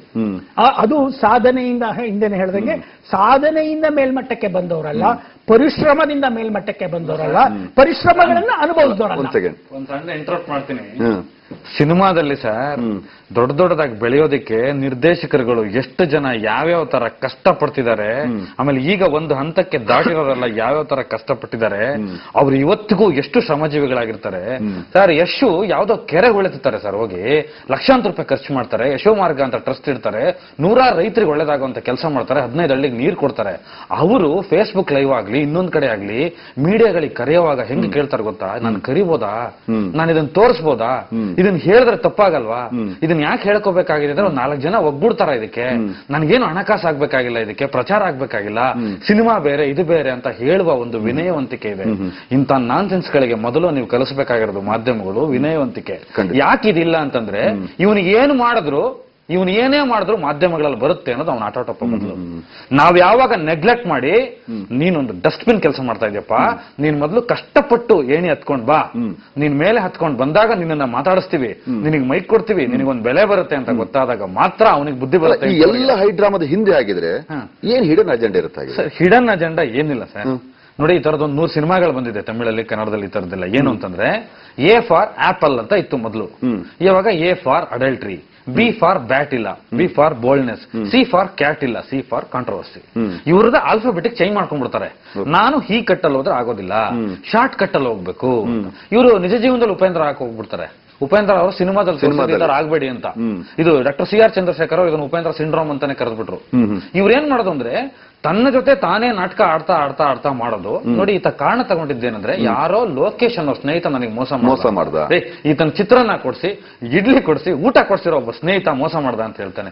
ನಾನು ಹುಡುಕ್ತೆ, ಏನ ನಿಮ್ ಚಾನಲ್ ಅಲ್ಲಿ ಕರೆದ ತಕ್ಷಣ ಹುಡುಕ್ತೆ ಏನು ಮೋಸ ಮಾಡಿದೆ ಅಂತ ಹುಡುಕಿದ್ರೆ ಇವರಿಬ್ಬರ ನಡುವೆ ಯಾವುದೇ ಹಣಕಾಸಿನ ವ್ಯವಹಾರಗಳಿಲ್ಲ. ಇವಂದು 15 ಎಕರೆ ಅವನಿಗೆ ಕೊಟ್ಟಿಲ್ಲ, ಅವ್ನು 150 ಎಕರೆ ಇವನಿಗೆ ಕೊಟ್ಟಿಲ್ಲ, ಇವ್ ಅವನು ಫುಟ್ಪಾತ್ ಅಲ್ಲಿ ಇದ್ದ ಕರ್ಕೊಂಡೋಗ ಅವ್ನು ಸಾಕಿದಾನೆ, ಎಲ್ಲ ಮಾಡಿದಾನೆ, ಯಾವುದೇ ತರದ ಭಿನ್ನಾಭಿಪ್ರಾಯ ಇಲ್ಲ. ಮೋಸ ಮಾಡದಂತೆ ಮಾತಿನ ಮೋಸಗಾರಿಕೆ ಅಂತೆ. ಕಪಾಳ ಕೊಡಿಬೇಕಾ ಬೇಡ ಇವ್ರಿಗೆ? ತಗೊಂಡು ಫೇಸ್ಬುಕ್ ಅಲ್ಲಿ ಇದ್ ಮಾಡ್ತಾನೆ ಅಂತ ಆಯ್ತು. ಇವ್ನು ಯಾಕೆ ಇವನಿಗೆ ಇಷ್ಟೊಂದು ಹೆಣ್ಣು ಮಕ್ಕಳ ಶೋಕಿ, ಇವನಿಗೆ ಏನ್ ಸಾಧಿಸಿದಾನೆ ಅಂತ ಇವನು? ಆಯ್ತು, ಇಷ್ಟೊಂದ್ ಜನ ಪ್ರೊಡ್ಯೂಸರ್ಸ್ ನನಗೆ ದುಡ್ಡು ಕೊಟ್ಟಿದ್ದಾರೆ, ನಾನು ಸಿನಿಮಾ ಮಾಡ್ತೀನಿ ಅಂತ ಹೇಳ್ತಾ ಇದ್ದೇನಲ್ಲ, ಯಾರು ಕೊಟ್ಟಿದ್ದಾರೆ ಹಣ ಇವನಿಗೆ? ನಿಮ್ಗೆ ಗೊತ್ತಾ ಎಷ್ಟು ಅಡ್ವಾನ್ಸ್ ಕೊಡ್ತಾರೆ ಅಂತ ಇರ್ತಾರೆ ಡೈರೆಕ್ಟರ್ಗಳಿಗೆ? ನನ್ಗೆ ಸಿನಿಮಾದಲ್ಲಿ ಒಂದು ಸಣ್ಣ ಎಕ್ಸ್ಪೀರಿಯನ್ಸ್ ಇದೆ ನಿಮಗೆ. ಕೇಳಿ ಎಷ್ಟು ಲಕ್ಷ ಕೊಟ್ಟಿದ್ದಾರೆ ಅಂತ ಅಡ್ವಾನ್ಸ್. ಆ ದುಡ್ಡು ಏನ್ ಮಾಡಿದಾನೆ ಅಂತ ಕೇಳಿ ಅವ್ರ ಅಪ್ಪ ಅಮ್ಮ ಕೊಟ್ಟಿದ್ದಾನ. ಪಾಪ ಇವತ್ತು ಅವ್ರ ತಂದೆ ತಾಯಿ ಯಾವ ಸ್ಥಿತಿ ಇದೆ ಅಂದ್ರೆ, ಒಂದ್ ಕಡೆ ತನ್ನ ಮಗ ಏನೋ ಬೆಂಗಳೂರಿಗೆ ಹೋಗಿ ಏನೋ ಮಾಡ್ಕೊಂಡ್ ಬರ್ಲಿ ಅಂತ ಇದ್ರು, ಅವನಿಗೆ ಈ ಮಟ್ಟದ ಪ್ರಚಾರ ಸಿಕ್ಕೋಯ್ತು. ಇದು ಜಂಗಲ್ ಜಾಕೆ ನೆಕ್ಸ್ಟ್ ವರ್ಷನ್, ಅವ್ನ್ ಸತ್ತ ಇವನ್ ಬೇರೆಯವ್ನ ಸಾಯಿಸ್ತಾನೆ, ಅಷ್ಟೇನೆ. ಇಷ್ಟೇ ಡಿಫ್ರೆನ್ಸ್ ಇರೋದು. ಅವನ ಬಗ್ಗೆ ಒಂದಿದೆ, ಇವನ್ ಬಗ್ಗೆ ಒಂದಿದೆ. ಅವ್ರು ನೋಡಿ, ಅವ್ರ ತಂದೆ ತಾಯಿ ಇವ್ನು ಮಾಡೋ ತಪ್ಪುಗಳನ್ನೆಲ್ಲ ಇವತ್ತು ಸಮರ್ಥಿಸ್ಕೋಬೇಕು ಪಾಪ. ತಂದೆ ತಾಯಿ ಬಂದ್ಬಿಟ್ಟಿದೆ. ಏನಂದ್ರೆ, ಪಾನ್ ಕಾರ್ಡ್ ನಾನು ತರಕ್ ಹೋಗಿದ್ದೆ, ನಾನು ಅಲ್ಲಿಗೆ ಹೋಗಿದ್ದೆ, ಇಲ್ಲಿಗೆ ಹೋಗಿದ್ದೆ. ಇವನು ಜವಾಬ್ದಾರಿತವಾಗಿ ನಡ್ಕೊಳ್ಳೋದಾಗಿದ್ರೆ ಮೊದಲು ಇವನು ಒಂದ್ ಸಿನಿಮಾ ರಿಲೀಸ್ ಮಾಡ್ಲಿ, ಖಂಡಿತ ಅದನ್ನ ಪಬ್ಲಿಸಿಟಿ ಕಳೆದೋಯ್ತು. ಇದೆಲ್ಲ ಯಾರಿಗೆ ಹೇಳ್ತಾನೆ? ಎಡಿಟಿಂಗ್ ಸ್ಟುಡಿಯೋದಲ್ಲಿ ಇಲ್ವಾ? ಯಾರಿಗೆ ಹೇಳ್ತಾಗಲ್ವಾ? ಅಲ್ಲ, ಇವಾಗ ಟೆಕ್ನಾಲಜಿ ಎಷ್ಟು ಮುಂದುವರೆದಿದೆ, ಕಳೆದೋದ್ರು ಕೂಡ ಯಾರಿಗೆ ಹೇಳ್ತಾನೆ ಸರ್ ಇವನು? ಈ ಸುಳ್ಳುಗಳನ್ನೆಲ್ಲ ಪೊಲೀಸ್ ಸ್ಟೇಷನ್ ಹೇಳ್ತಾರೆ, ಆರ್ಟಿಸ್ಟ್ ನ ವಾಪಸ್ ಕೊಟ್ಟಿದೀವಿ ಅಂತ. ಅಂದ್ರೆ ಪೊಲೀಸ್ನವ್ರು ರಾತ್ರಿ ಸಿನಿಮಾ ನೋಡಿ ಅರೆಸ್ಟ್ ಮಾಡ್ಬಿಟ್ರಾ? ವಾಪಸ್ ಆರ್ಟಿಸ್ಟ್ ಕೊಟ್ಟಿದ್ದಾರೆ. ಎಡಿಟಿಂಗ್ ಸ್ಟುಡಿಯೋದಲ್ಲಿ ಇರಲ್ವಾ? ಎಡಿಟರ್ ಹತ್ರ ಕಾಪಿ ಇರಲ್ವಾ? ಪ್ರೊಡ್ಯೂಸರ್ ಕಾಪಿ ಇರಲ್ವಾ? ನೆಗೆಟಿವ್ ಕಾಪಿ ಇರಲ್ವಾ? ಡಿಜಿಟಲ್ ಕಾಪೀಸ್ ಇರಲ್ವಾ? ಇಷ್ಟೆಲ್ಲ ಅಡ್ವಾಂಟೇಜ್ ಇರುವಾಗ ಇವನ್ ಕತೆ ಹೇಳ್ತಾ ಬರ್ತಾನೆ, ನನಗೆ ಅವ್ರು ಅಷ್ಟು ಅಡ್ವಾನ್ಸ್ ಕೊಟ್ರು, ನನಗೆ 6 ಅಡ್ವಾನ್ಸ್. ಫಸ್ಟ್ ಆಫ್ ಆಲ್ ಇವನ್ನ ಡೈರೆಕ್ಟರ್ ಅಂತ ಹಾಕ್ಬಾರ್ದು ನೀವು. ಡೈರೆಕ್ಟರ್ ಅಂತ ಹಾಕ್ಬೇಕಾದ್ರೆ ಸೆನ್ಸಾರ್ ಬೋರ್ಡ್ ಅವನಿಗೆ ಸರ್ಟಿಫಿಕೇಟ್. ನಾವು ಎಲ್ಲೂ ಕೂಡ ಅದನ್ನ ಡೈರೆಕ್ಟರ್ ಅಂತ ಇಡೀ ಮಾಧ್ಯಮ ಕೇಳ್ತಾ ಇದ್ದೀನಿ. ಬಿಗ್ ಬಾಸ್ ನ ವಿಜೇತ ಸ್ಪರ್ಧಿ ಅಷ್ಟೇ ಬಿಟ್ರೆ ಬೇರೆ ಸಾಧನೆ ಮಾಡಿಲ್ಲ. ನನ್ನ ಪ್ರಕಾರ ಬಿಗ್ ಬಾಸ್ ಅಂತ ಒಂದು ಶೋಗೆ ಹೋಗ್ಬಿಟ್ಟು ಗೆದ್ದು ಬಂದ್ಬಿಡೋದು ನನಗೆ ದೊಡ್ಡ ಸಾಧನೆ ಅಲ್ಲ. ಅದು ಮನುಷ್ಯ ಪರವಾದ ಯಾವುದೋ ಕೆಲಸ ಅಲ್ಲ. ಆಮೇಲೆ ಅಲ್ಲಿ ಉಚ್ಚಾಟ ಆಡೋದಿದೆಯಲ್ಲ, ಸುದೀಪ್ ಅಂತ ಅವ್ರನ್ನ ಸಾಕ್ಷಿಯಾಗಿ ಇಟ್ಕೊಂಡು, ಸುದೀಪ್ ಬಲಗೈಯಲ್ಲಿ ಕೆಲಸ ಮಾಡಿದ್ರೆ ಎಡಗೈ ಗೊತ್ತಿಲ್ದಂಗೆ ಜನಪರವಾದ ಕೆಲಸ ಮಾಡೋ ಮನುಷ್ಯ ಆಸ್ ಪರ್ ಮೈ ನಾಲೆಡ್ಜ್ ಇಟ್ಕೊಂಡು, ನಾನು ರೈತರಿಗೆ ದುಡ್ಡು ಕೊಡ್ತೀನಿ, ಇನ್ನೊಂದು ಕೊಡ್ತೀನಿ, ಮತ್ತೊಂದು ಕೊಡ್ತೀನಿ. ಮಾತಾಡ್ತೀನಿ. ಶ್ರೀಧರ್ ಅವರು ಕೂಡ ಇವಾಗ 7:30 ಅವರು ಹೋಗೋರಿದ್ದಾರೆ. ಕೊನೆಯದಾಗಿ ನಾನು ಹೇಳುವಂತದ್ದು, ಒಬ್ಬ ವ್ಯಕ್ತಿ ಯಾವುದೇ ಅಮಲಿಗೆ ಬಂದಾಗಲೂ ಕೂಡ ಈ ದಿಢೀರಾಗಿರ್ತಕ್ಕಂಥ ಬದಲಾವಣೆ ಯಾಕಾಗತ್ತೆ ಅಂತ ಅನ್ಸುತ್ತೆ ನಿಮ್ಗೆ? ಅಮಲು ಅಂತ ಹೇಳಿದ ತಕ್ಷಣನೇ ನಮ್ಮ ಸಮತೋಲವನ್ನ ಕಳ್ಕೊಳ್ತೇವೆ, ಬ್ಯಾಲೆನ್ಸ್ ನ ಕಳ್ಕೊಳ್ತೇವೆ. ಮತ್ತೆ ಈ ಏಜ್ ಕೂಡ ಕಾರಣವಾಗುತ್ತಾ?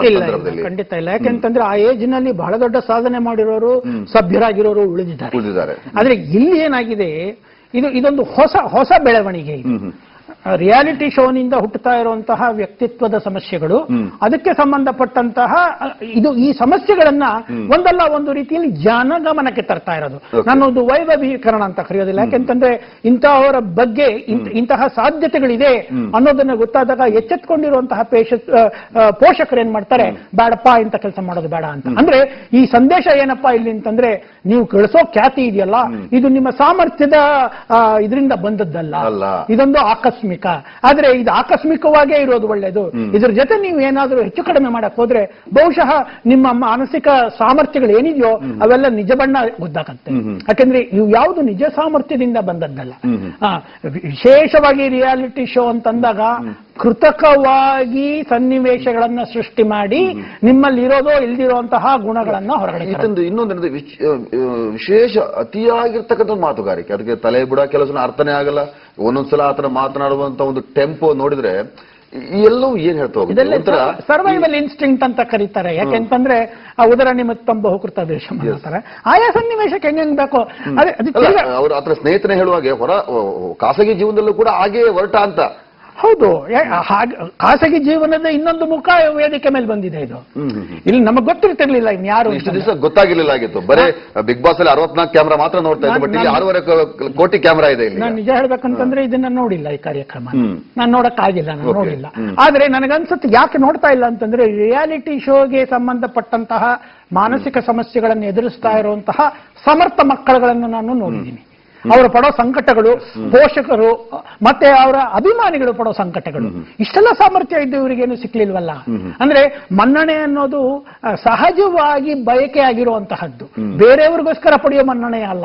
ಇಲ್ಲೆಲ್ಲ ಏನಾಗುತ್ತೆ, ನಾನು ಹಿಂಗ್ ಮಾಡಿದ್ರೆ ಜನ ನನ್ನನ್ನ ಮೆಚ್ಕೋತಾರೆ, ಹೌದು. ಮತ್ತೆ ಇದು ಮಾಧ್ಯಮಗಳಲ್ಲಿ ಸಿಕ್ಕತ್ತೆ ಅಂತ ತಕ್ಷಣ ಮಾಧ್ಯಮಗಳು ನಿಜ ಅನ್ಕೊಂತಾರೆ. ಮಾಧ್ಯಮಗಳು ಈಗಿದ್ದು ಆಗ ಹೊರಟೋಗುತ್ತೆ. ಇವತ್ತು ನೀವು ಮಾಡಿ ಅರ್ಧ ಗಂಟೆಗೆ ಇದು ಹಳಸು ಸುದ್ದಿ, ಯಾರು ಇದ್ರ ಬಗ್ಗೆ ತಲೆ ಕೆಡಿಸ್ಕೊಳ್ಳಲ್ಲ. ಆದ್ರೆ ದುರಂತ ಏನಂತಂದ್ರೆ, ರಿಯಾಲಿಟಿ ಶೋಯಿನ ಅಡ್ಡ ಪರಿಣಾಮಗಳಿದೆಯಲ್ಲ, ಅದರ ಬಗ್ಗೆ ಅರಿವು ಮೂಡಿಸುವಂತಹ ಒಂದು ಕಾರ್ಯಕ್ರಮ ಈ ತರಹದ್ದು ಅಂತ ನನ್ನ ಭಾವನೆ. ಥ್ಯಾಂಕ್ ಯು ಶ್ರೀಧರ್ ಅವರೇ, ಬಹಳಷ್ಟು ಮಾಹಿತಿ ಹಂಚಿಕೊಂಡಿದ್ರಿ, ಧನ್ಯವಾದಗಳು. ವೀಕ್ಷಕರೇ, ಈಗೊಂದು ಬ್ರೇಕ್ ತೆಗೆದುಕೊಂಡು ಟೈಮ್ ಆಗ್ತದೆ.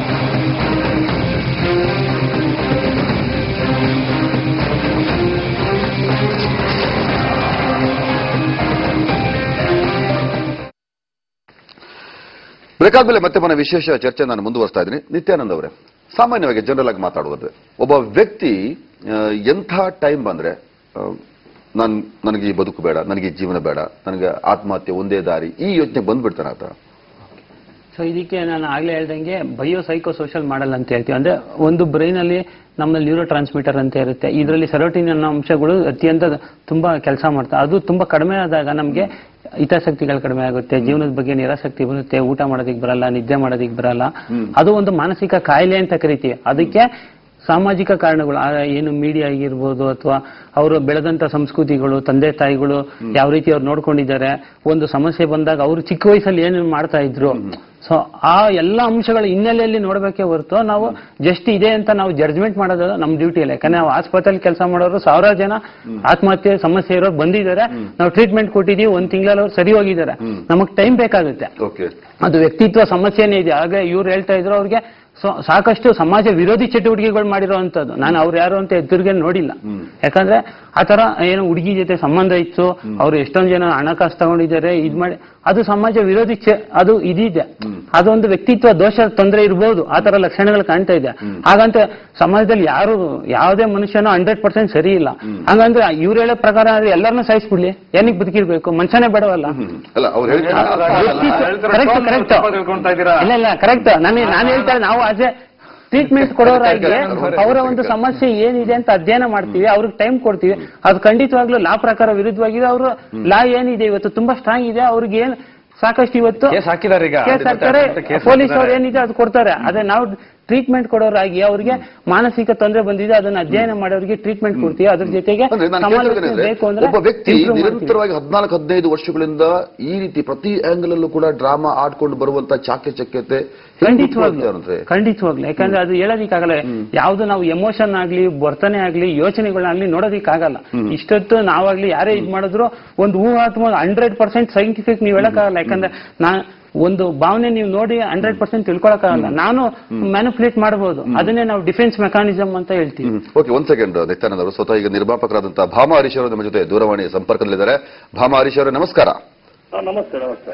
ಈಗ ಒಬ್ಬ ವ್ಯಕ್ತಿ ತನಗೆ ಸಿಕ್ಕಿರ್ತಕ್ಕಂಥ ಯಶಸ್ಸನ್ನ ಉಳಿಸ್ಕೊಳ್ಳೋದಕ್ಕೆ, ಅಥವಾ ಅದು ಹೇಗ್ ಬಂತು, ಬೇವ್ರ ಹರ್ಸಿದ್ನೋ ಬೇವ್ರ ಹರ್ಸಿಲ್ವೋ ಸೆಕೆಂಡ್ರಿ, ಇಷ್ಟೆಲ್ಲ ಡ್ರಾಮಾ ಮಾಡ್ಬೇಕಾದ ಅಗತ್ಯತೆ ಇದೆಯಾ?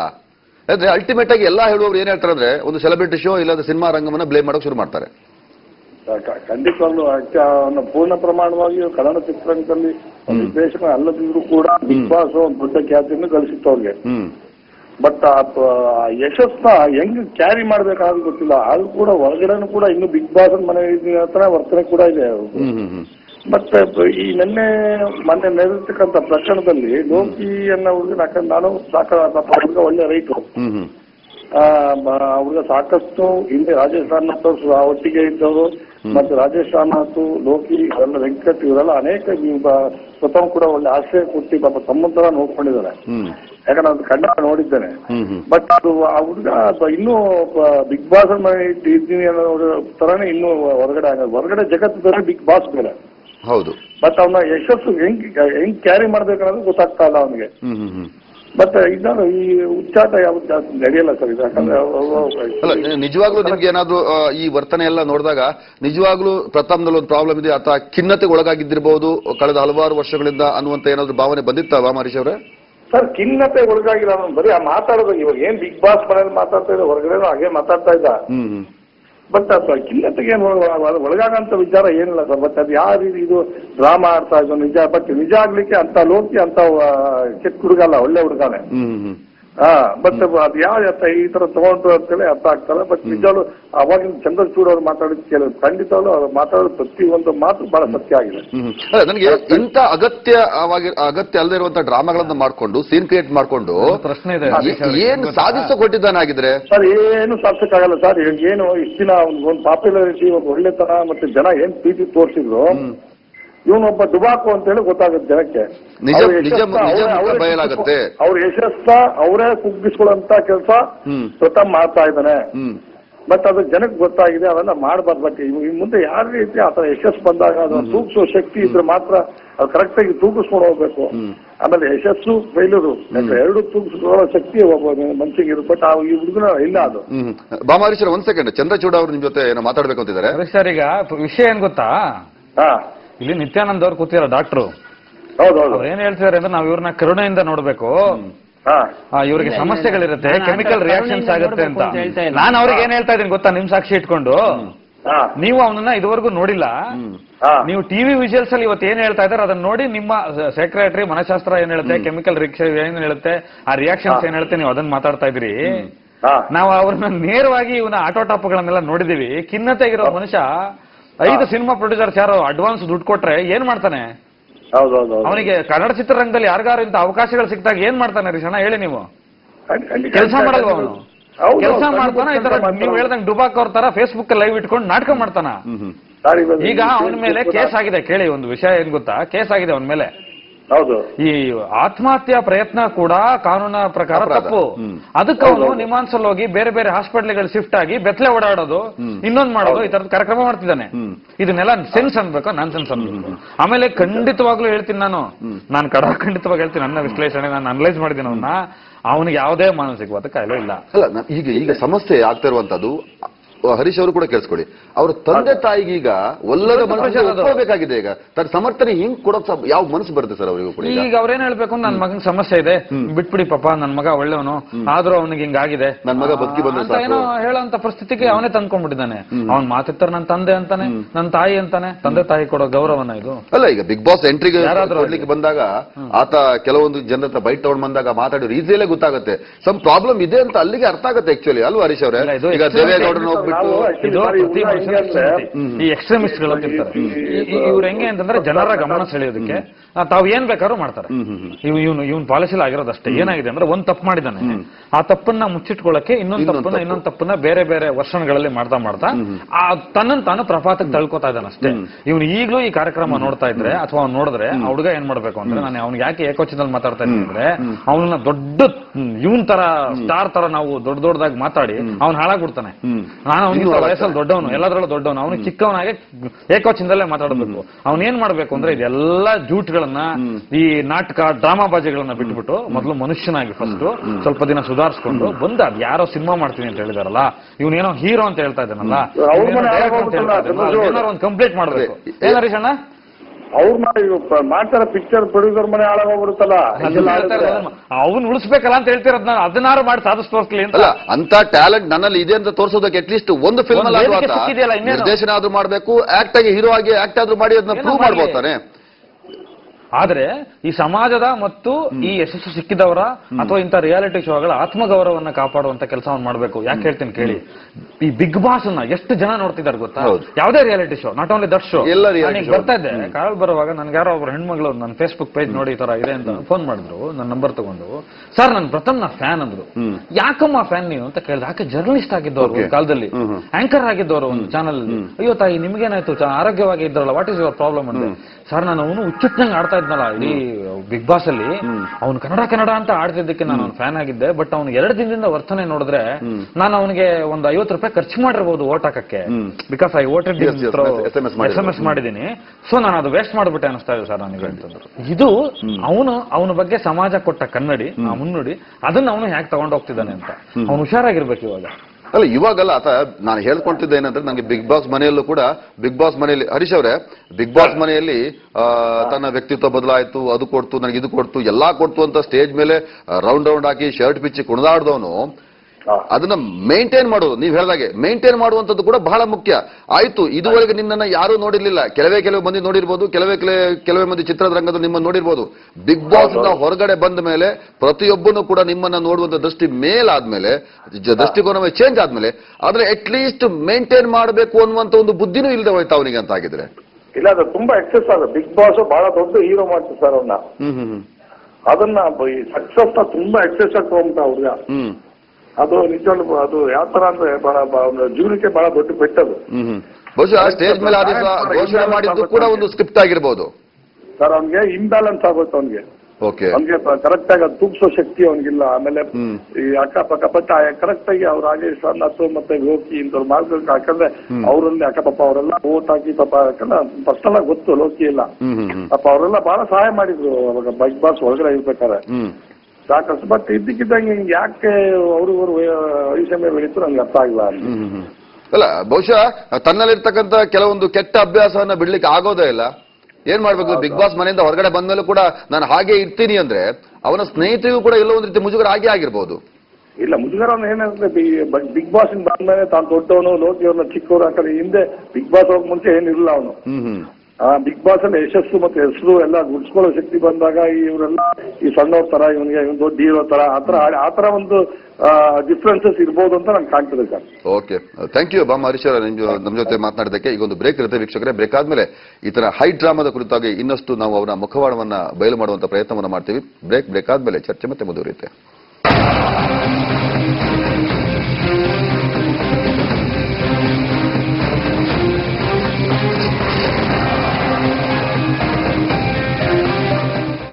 ಬ್ರೇಕ್ ಆದ್ಮೇಲೆ ಮತ್ತೆ ಮನ ವಿಶೇಷ ಚರ್ಚೆ ನಾನು ಮುಂದುವರ್ತಾ ಇದ್ದೀನಿ.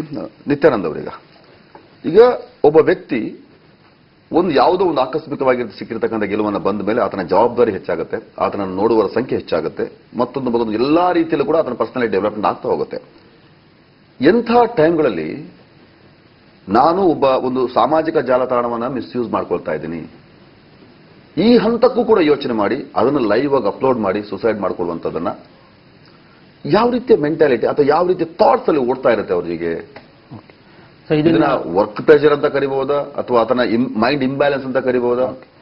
ಸೊ ಇದೇನಂದ್ರೆ EUPD ಅಂದ್ರೆ ಎಮೋಷನಲಿ ಅನ್ಸ್ಟೇಬಲ್ ಪರ್ಸನಾಲಿಟಿ ಅನ್ನೋ ಒಂದು ಲಕ್ಷಣಗಳು ಇವರಲ್ಲಿ ಇರ್ಬೋದು. ಯಾಕಂದ್ರೆ ಮುಂಚೆ ನಾಳೆ ನಾನೇ ಆಗ್ಬೋದು, ಅಥವಾ ಯಾಕಂದ್ರೆ ಇವಾಗ ಏನಾಗುತ್ತೆ, ಆತ್ಮಹತ್ಯೆ ಅನ್ನೋದು ಇವತ್ತೊಂದು ಸಾಮಾಜಿಕ ಸಮಸ್ಯೆಯಾಗಿ ಪರಿಣಮಿಸಿದೆ. ನಾನು ಪ್ರಥಮ ಅವ್ರು ಒಳ್ಳೆಯವರು ಕೆಟ್ಟವರು ನನಗೆ ಯಾವ್ದು ಸಂಬಂಧ ಇಲ್ಲ. ನಾವು ಒಬ್ರು ಚಿಕಿತ್ಸಕರಾಗಿ ನಮ್ಮ ಸಾವಿರಾರು ಜನ ಪೇಷಂಟ್ ಬರ್ತಾರೆ ಬಾಂಗ್ಲಾದೇಶದಿಂದ, ವೆಸ್ಟ್ ಬೆಂಗಾಲಿಂದ, ಸಾಕಷ್ಟು ಜನ ಬರ್ತಾರೆ ಆತ್ಮಹತ್ಯೆಯಿಂದ, ಸಮಸ್ಯೆಯಿಂದ. ಅಂತವ್ರು ಚಿಕಿತ್ಸೆ ಕೊಟ್ಟು ಅವ್ರನ್ನ ಗೆಲುವನ್ನ ತಂದಿದೀವಿ. ಅದನ್ನ ನೋಡೋದ್ರಿಂದ ಅವರು ಬಹುಶಃ ಎಕ್ಸ್ಪ್ರೆಸ್ ಮಾಡಿರೋದು ಈ ಡಿಪ್ರೆಷನ್ ಅನ್ನೋದು ನಿನ್ನೆ ಒಂದು ವಾರ ಇಲ್ಲದೆ ಇರೋದು, ಒಂದು ವಾರದಿಂದ ಡೆವಲಪ್ ಆಗಿರ್ಬೋದು. ಅವರು 5 ವರ್ಷ ಚೆನ್ನಾಗಿ ಮೀಡಿಯಾದಲ್ಲಿ ಆಕ್ಟಿಂಗ್ ಮಾಡಿದ ತಕ್ಷಣ ಅವರು ಮಾನಸಿಕ ತೊಂದರೆ ಯಾವ ಕ್ಷಣದಲ್ಲಾದ್ರೂ ಬರ್ಬೋದು. ಅದನ್ನ ಅಕ್ಯೂಟ್ ಅಕ್ಯೂಟ್ ಅಂತ ಕರಿಬಹುದು, ಅಂದ್ರೆ ಕಡಿಮೆ ಸಮಯದಲ್ಲಿ ಡೆವಲಪ್ ಆಗ್ಬೋದು. ಅದು ಡಿಪ್ರೆಷನ್ ಸಂಬಂಧಪಟ್ಟ. ಪರ್ಸನಾಲಿಟಿ ಅನ್ನೋದು ನಾನು ಹೇಳ್ದಂಗೆ ಅದನ್ನ ನಾವೇನು ಚೇಂಜ್ ಮಾಡ್ಲಿಕ್ಕೆ ಆಗಲ್ಲ. ಅವರು ಚಿಕ್ಕ ವಯಸ್ಸಿಂದ ಅವರು ಏನ್ ಮುಂಚೆ ಏನಾಗುತ್ತೆ ಅಥವಾ ಜನ ನನ್ನನ್ನು ಒಳ್ಳೇದ್ ಮಾಡ್ತಾರೋ ಕೆಟ್ಟದ್ ಮಾಡ್ತಾರೋ, ನಾನು ಒಂದು ಹೆಣ್ಣು ಜೊತೆ ಸಂಬಂಧ ಇಟ್ಕೊಂಡ್ರೆ ಹೆಂಗ್ ಮಾಡ್ತಾರೆ, ಅಥವಾ ಅವರಲ್ಲಿ ಒಂದು ನೈತಿಕ ಬೆಳವಣಿಗೆ ಅನ್ನೋದು ಬ್ರೈನ್ ಅಲ್ಲಿ ಇರುತ್ತೆ. ಎಲ್ಲಾನು ನಮಗೆ ಬ್ರೈನ್ ತುಂಬಾ ಇಂಪಾರ್ಟೆಂಟ್. ಬ್ರೈನ್ ನಮ್ಮ ಎಮೋಷನಲ್ ಎಲ್ಲ ಕಂಟ್ರೋಲ್ ಮಾಡೋದು ಸಣ್ಣ ಭಾಗ. ಅದರಲ್ಲಿ ಅವರು ಬೆಳವಣಿಗೆ ಇದೆಯೋ ಇಲ್ಲೋ ಗೊತ್ತಿಲ್ಲ. ಯಾಕಂದ್ರೆ ಅವರಲ್ಲಿ ಮಾರಾಲಿಟಿ ಇದೆಯಲ್ಲ, ಬೇರೆ 100 ಜನ ಹೆಣ್ಣು ಬಂದ್ರು ಅವ್ರ ಅಕ್ಕ ತಂಗಿ ಅಂತಾನೆ ಹೊರತು ಯಾರನ್ನು ಮುಟ್ಟಕ್ಕಾಗಲ್ಲ. ಸೊ ಇದು ಏನಾಗುತ್ತೆ, ಅವ್ರ ಬೆಳವಣಿಗೆಗಳು ಇವರೆಲ್ಲ ಹೇಳ್ದಂಗೆ ಮೀಡಿಯಾಗಳು ಪ್ರೆಷರ್ ಆದಾಗ ಅವರು ಸಾಮಾನ್ಯವಾಗಿ ಈ ಪ್ಲೆಜರ್ ಅನ್ನೋದು ಅಷ್ಟೇನೆ, ಈ ಲೈಂಗಿಕ ಅನ್ನೋದು ಒಂದು ಪ್ಲೆಜರ್, ಅದೊಂದು ಎಮೋಷನ್. ಅದಕ್ಕೋಸ್ಕರ ಸಾಮಾನ್ಯವಾಗಿ ಆಟೋಮೆಟಿಕ್ ಆಗಿ ಮನುಷ್ಯ ಬೀಳ್ತಾನೆ. ನಾಳೆ ನಾವು ಆ ಜಾಗದಲ್ಲಿ ಇದ್ರೂ ಬೀಳ್ಬಹುದು. ನೀವು ಪ್ರತಿಯೊಬ್ಬ ಮನುಷ್ಯನಿಗೂ ಯಾವ್ದು ನಮ್ ಕಂಟ್ರೋಲ್ ಇರಲ್ಲ. ನೋಡಿ, ಇವಾಗ ನೀವು ಆಟ ಹೊಡಿತಾ ಇರುತ್ತೆ, ನೀವು ಕಂಟ್ರೋಲ್ ಮಾಡಕ್ಕಾಗತ್ತಾ? ನಿಲ್ಸಿ ಅದನ್ನ ಆಗಲ್ಲ. ಭಾವನೆಗಳು ಅಷ್ಟೇ, ನಿಲ್ಸೋದಿಕ್ ಆಗಲ್ಲ. ಅವ್ನ್ ತಪ್ಪು ಮಾಡಿರ್ಬೋದು, ತಪ್ಪು ಮಾಡಿದ್ರೆ ಕಾನೂನು ಪ್ರಕಾರ ಶಿಕ್ಷೆನೂ ಕೊಡ್ತೀವಿ, ಟ್ರೀಟ್ಮೆಂಟ್ ಕೂಡ ನಮ್ ಜವಾಬ್ದಾರಿ. ಅವ್ನ್ ಸರಿ ಆಗ್ಲಿ, ಅವ್ನ್ ತಪ್ಪು, ಅದನ್ನ ನಾನು ಹೇಳೋದಿಕ್ಕೆ ಡಾಕ್ಟರ್ ಆಗಿ ಅವರ ಅಭಿಪ್ರಾಯವನ್ನು ಹೇಳ್ತಾರೆ. ಆಸ್ ಎ ಡಾಕ್ಟರ್ ಆಗಿ ಸೈಕ್ರಾಟಿಕ್ ಟರ್ಮ್ಸ್ ಅಲ್ಲಿ ಅವರು ತುಂಬಾ ವಿಶಾಲವಾಗಿ ಪ್ರತಿಯೊಂದು ಇಶ್ಯೂ ನೋಡ್ಬೇಕಾಗತ್ತೆ. ಅವ್ರು ಹೇಳಿದ್ದು ಒಂದು ಮೋಟೋ ಕರೆಕ್ಟ್ ಆಗಿದೆ. ಏನು ಅಂದ್ರೆ ಅವನಿಗೆ ಡಿಪ್ರೆಷನ್ ಅಥವಾ ಇನ್ನೊಂದೇನೋ ಸಮಸ್ಯೆ ಲಾಸ್ಟ್ ವೀಕ್ ತನಕ ಇಲ್ದರೆ ಇರ್ಬೋದು. ಈಗ ಅದ್ರ ಬಗ್ಗೆ ನಮ್ಗೆ ಖಚಿತ ಮಾಹಿತಿಗಳು ಗೊತ್ತಿಲ್ಲ, ಹೋಗ್ಬಿಟ್ಟಿದ್ದಾರೆ. ಮೇಲ್ನೋಟಕ್ಕೆ ಏನ್ ಕಾಣ್ತಾ ಇದೆ ಅದನ್ನ ಅವರು, ಯಾಕಂದ್ರೆ ನಾನು ನೋಡಿಲ್ಲ, ನಾನು ಹೇಳೋದಿಕ್ಕೆ ಸಾಧ್ಯ ಇಲ್ಲ. ಆದರೆ ನಾನೇನ್ ಹೇಳ್ತಾ ಇದ್ದೀನಿ ಅಂದ್ರೆ, ನೋಡಿ, ಮೊದಲ ಹಂತದಿಂದನು ದ ಡೇ 1 ಈತ ಚಾನಲ್ಗೆ ಬಂದ ಕೂತ ದಿನದಿಂದಲೂ ಈಸ್ ಪ್ಲಾನಿಂಗ್ ಒಂದು ಸಚ್ಚೆ ಮ್ಯಾನರ್ ಅಲ್ಲಿ ಅಂತಂದ್ರೆ ಪ್ರತಿಯೊಂದನ್ನು ತನ್ನನ್ನು ತಾನು ಪ್ರಮೋಟ್ ಮಾಡ್ಕೊಳ್ಳಕ್ಕೆ, ತನ್ನನ್ನು ತಾನು ಮುಂದೆ ಹೋಗಕ್ಕೆ, ತನ್ನನ್ನು ತಾನು ಬೇರೆ ಏನೋ ಸಾಧಿಸ್ಕೊಳ್ಳೋದಕ್ಕೆ ಪ್ಲಾನಿಂಗ್ ಮಾಡ್ತಾ ಇದ್ದಾನೆ.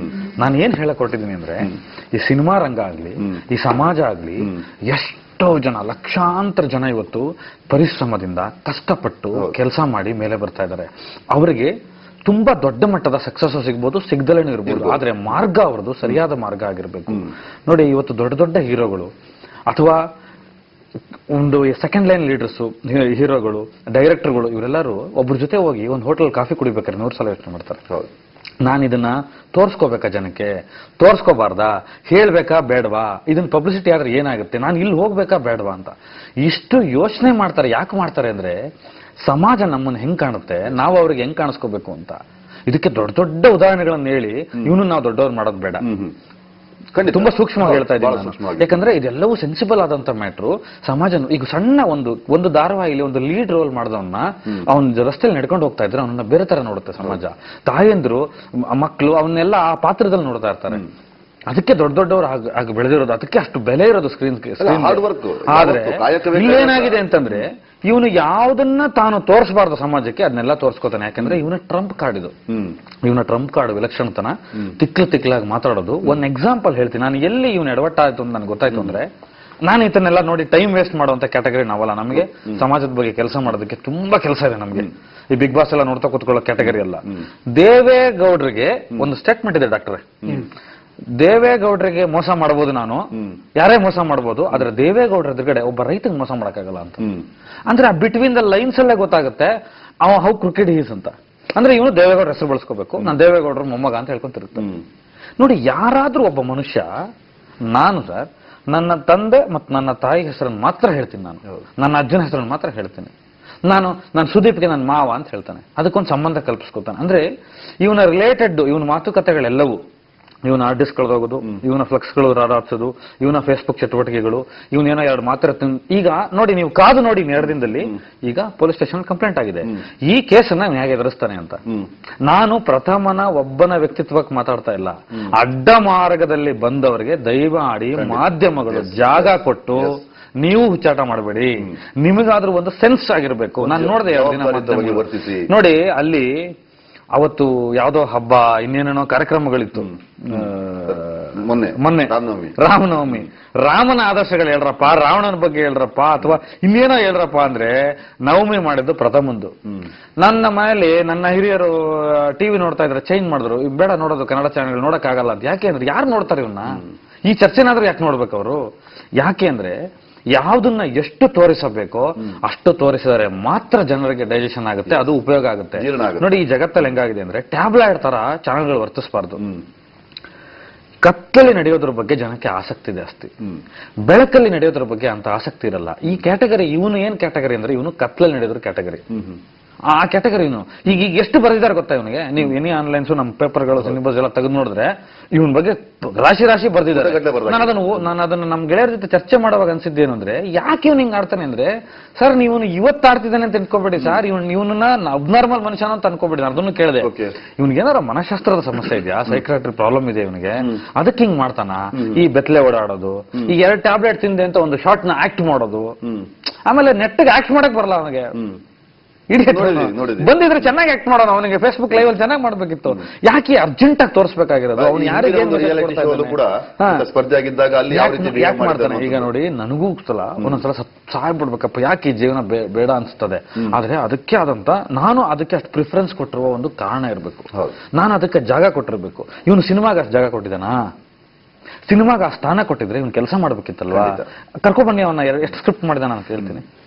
ಅವ್ನ ಸಿನಿಮಾ ನಾನು ಕಂಪ್ಲೀಟ್ ಮಾಡ್ತೀನಿ, ಬಸ್ ಕರ್ಕೊಬನ್ನಿ. ಅವ್ನು ಏನ್ ಸಿನಿಮಾ ತೆಗ್ದಿದೆ ನನಗೆ ನೋಡಕ್ ಹೇಳಿ, ಅವ್ನು ಏನ್ ಸ್ಕ್ರಿಪ್ಟ್ ಬರ್ದಿದ್ದಾನೆ, ಎಷ್ಟು ಕಥೆ ಬರ್ದಿದ್ದಾನೆ ಅಂತ ಬಗ್ಗೆ ಚರ್ಚೆ ಮಾಡಕ್ ಹೇಳಿ. ನಾವು 100 ಜನ ನಿರ್ದೇಶಕರಿದ್ದೀವಿ, ನಾನು ಎಲ್ಲ ಗೆಳೆಯರು ಸಹಾಯ ಮಾಡ್ತೀವಿ, ನಾವು ಮಾಡೋಣ. ಬೇಕಾದ್ರೆ ಕೇಳಿ, ಅವ್ನಿಗೆ ಕಥೆ ಹೇಳಕ್ ಕೇಳಿ. ನೋಡಿ, ಅವನ ಜೊತೆ ಸಮಸ್ಯೆ ಯಾರ್ದು, ಹುಚ್ಚ ವೆಂಕಟ ಜೊತೆ ಸಮಸ್ಯೆ ಮಾಡ್ಕೊತಾನೆ, ಪ್ರೀತಿಯಿಂದ ಕೆಲಸ. ಅವ್ರೇನೋ ಬೈತಾರೆ, ಇವ್ರೇನೋ ಬೈತಾನೆ, ಹೋಗ್ಲಿ. ಇವ್ನ ಜೊತೆ ಟೆಕ್ನಿಷಿಯನ್ಸ್ ಯಾರು ಕೆಲಸ ಮಾಡಿದ್ದಾರೆ, ಎಷ್ಟು ಭಾಗದ ಸಿನಿಮಾ ಆಗಿದೆ. ಇವನು ಯಾವ್ದಕ್ ಜಾಗ ಕೊಡ್ತಾ ಇದ್ದಾನೆ ಅಂದ್ರೆ, ತನ್ನ ಪರಿಶ್ರಮ, ತನ್ನ ಪ್ರತಿಭೆ, ತನ್ನ ತಂದೆ ತಾಯಿ, ತನ್ನ ಸಮಾಜ, ತನ್ನ ಗೆಳೆಯರು ಕೊಟ್ಟಿಲ್ಲ ಅಂತ 100 ಜನ ಸಿನಿಮಾ ಇಂಡಸ್ಟ್ರಿಯಲ್ಲಿ ಬರ್ತಾ ಇದ್ದಾರೆ, ಅವ್ರು ಬೆಳೀತಾ ಇದ್ದಾರೆ, ಅವ್ರು ಮುಂದಕ್ಕೆ ಇದೇನಿಲ್ಲ. ಇವನ್ ಟೈಮ್ ಕೊಡ್ತಾ ಇರೋದು ಎಲ್ಲವೂ ಈ ತರದೊಂದು ಫ್ರಾಡ್ ಕೆಲಸಗಳಿಗೆ, ಇವನ್ ಟೈಮ್ ಕೊಡ್ತಾ ಇರೋದು ಎಲ್ಲದು ಅಡ್ಡ ಮಾರ್ಗಗಳಿಗೆ. ಈ ತರದಕ್ಕೆ ಮೀಡಿಯಾ ಟೈಮ್ ಕೊಡಬಾರ್ದು. ಯಾಕಂದ್ರೆ ಇವತ್ತು ಕರ್ನಾಟಕದಲ್ಲಿ ತುಂಬಾ ಜನಪರವಾದ ಹೋರಾಟಗಳು ಕಟ್ಟಲ್ಪಡ್ತಾ ಇದೆ. ಕಾಂಗ್ರೆಸ್ ಸರ್ಕಾರ, ಬಿಜೆಪಿ, ಮತ್ತೊಂದು ಬೈ ಎಲೆಕ್ಷನ್, ತುಂಬಾ ವಿಪ್ಲವವಾಗಿ ಏನೇನು ನಡೀತಾ ಇದೆ. ನಮಗೆ ಅಭಿವ್ಯಕ್ತಿ ಸ್ವಾತಂತ್ರ್ಯನೇ ಇಲ್ಲ. ಇಂಥ ಇಶ್ಯೂಸ್ಗಳಿರುವಾಗ ರೈತರು ಸಾಯ್ತಾ ಇದ್ದಾರೆ. ಮಹದಾಯಿ ಇಶ್ಯೂ ನೋಡಿ, ಈ ಹುಡುಗ ಮಹದಾಯಿ ಬಗ್ಗೆ ಒಂದು ಅಥೆಂಟಿಕೇಟೆಡ್ ಆಗಿ ಮಾತಾಡಲ್ಲ, ಯಾಕಂದ್ರೆ ಇವನಿಗೆ ಸ್ಟಡಿ ಇಲ್ಲ. ಇಂಥವ್ರು ಯಾರು ಕತ್ತು ಬಗ್ಸಿ ಕೂತು ಕೆಲಸ ಮಾಡಲ್ಲ, ಸ್ಟಡಿ ಇಲ್ಲ, ಕಾವೇರಿ ಇಶ್ಯೂಸ್ಗಳ ಬಗ್ಗೆ ಗೊತ್ತಿಲ್ಲ, ಯಾವುದ್ರ ಬಗ್ಗೆನೂ ಗೊತ್ತಿಲ್ಲ, ಆದ್ರೆ ಮಾತಾಡ್ತಾನೆ ಸುಮ್ಮನೆ. ಏನಂದ್ರೆ ಓವರ್ ಡಿಸೆಂಟ್ರಿ, ಇದೊಂದು ಓವರ್ ಡಿಸೆಂಟ್ರಿ. ಒಬ್ಬ ಮನುಷ್ಯ ತನ್ನ ಚಕ್ರವರ್ತಿ ಒಳ್ಳೆ ಹುಡುಗ ಅಂತ ಹಾಕೊಳ್ಳೋದೇ ಒಂದು ನಾನ್ಸೆನ್ಸ್.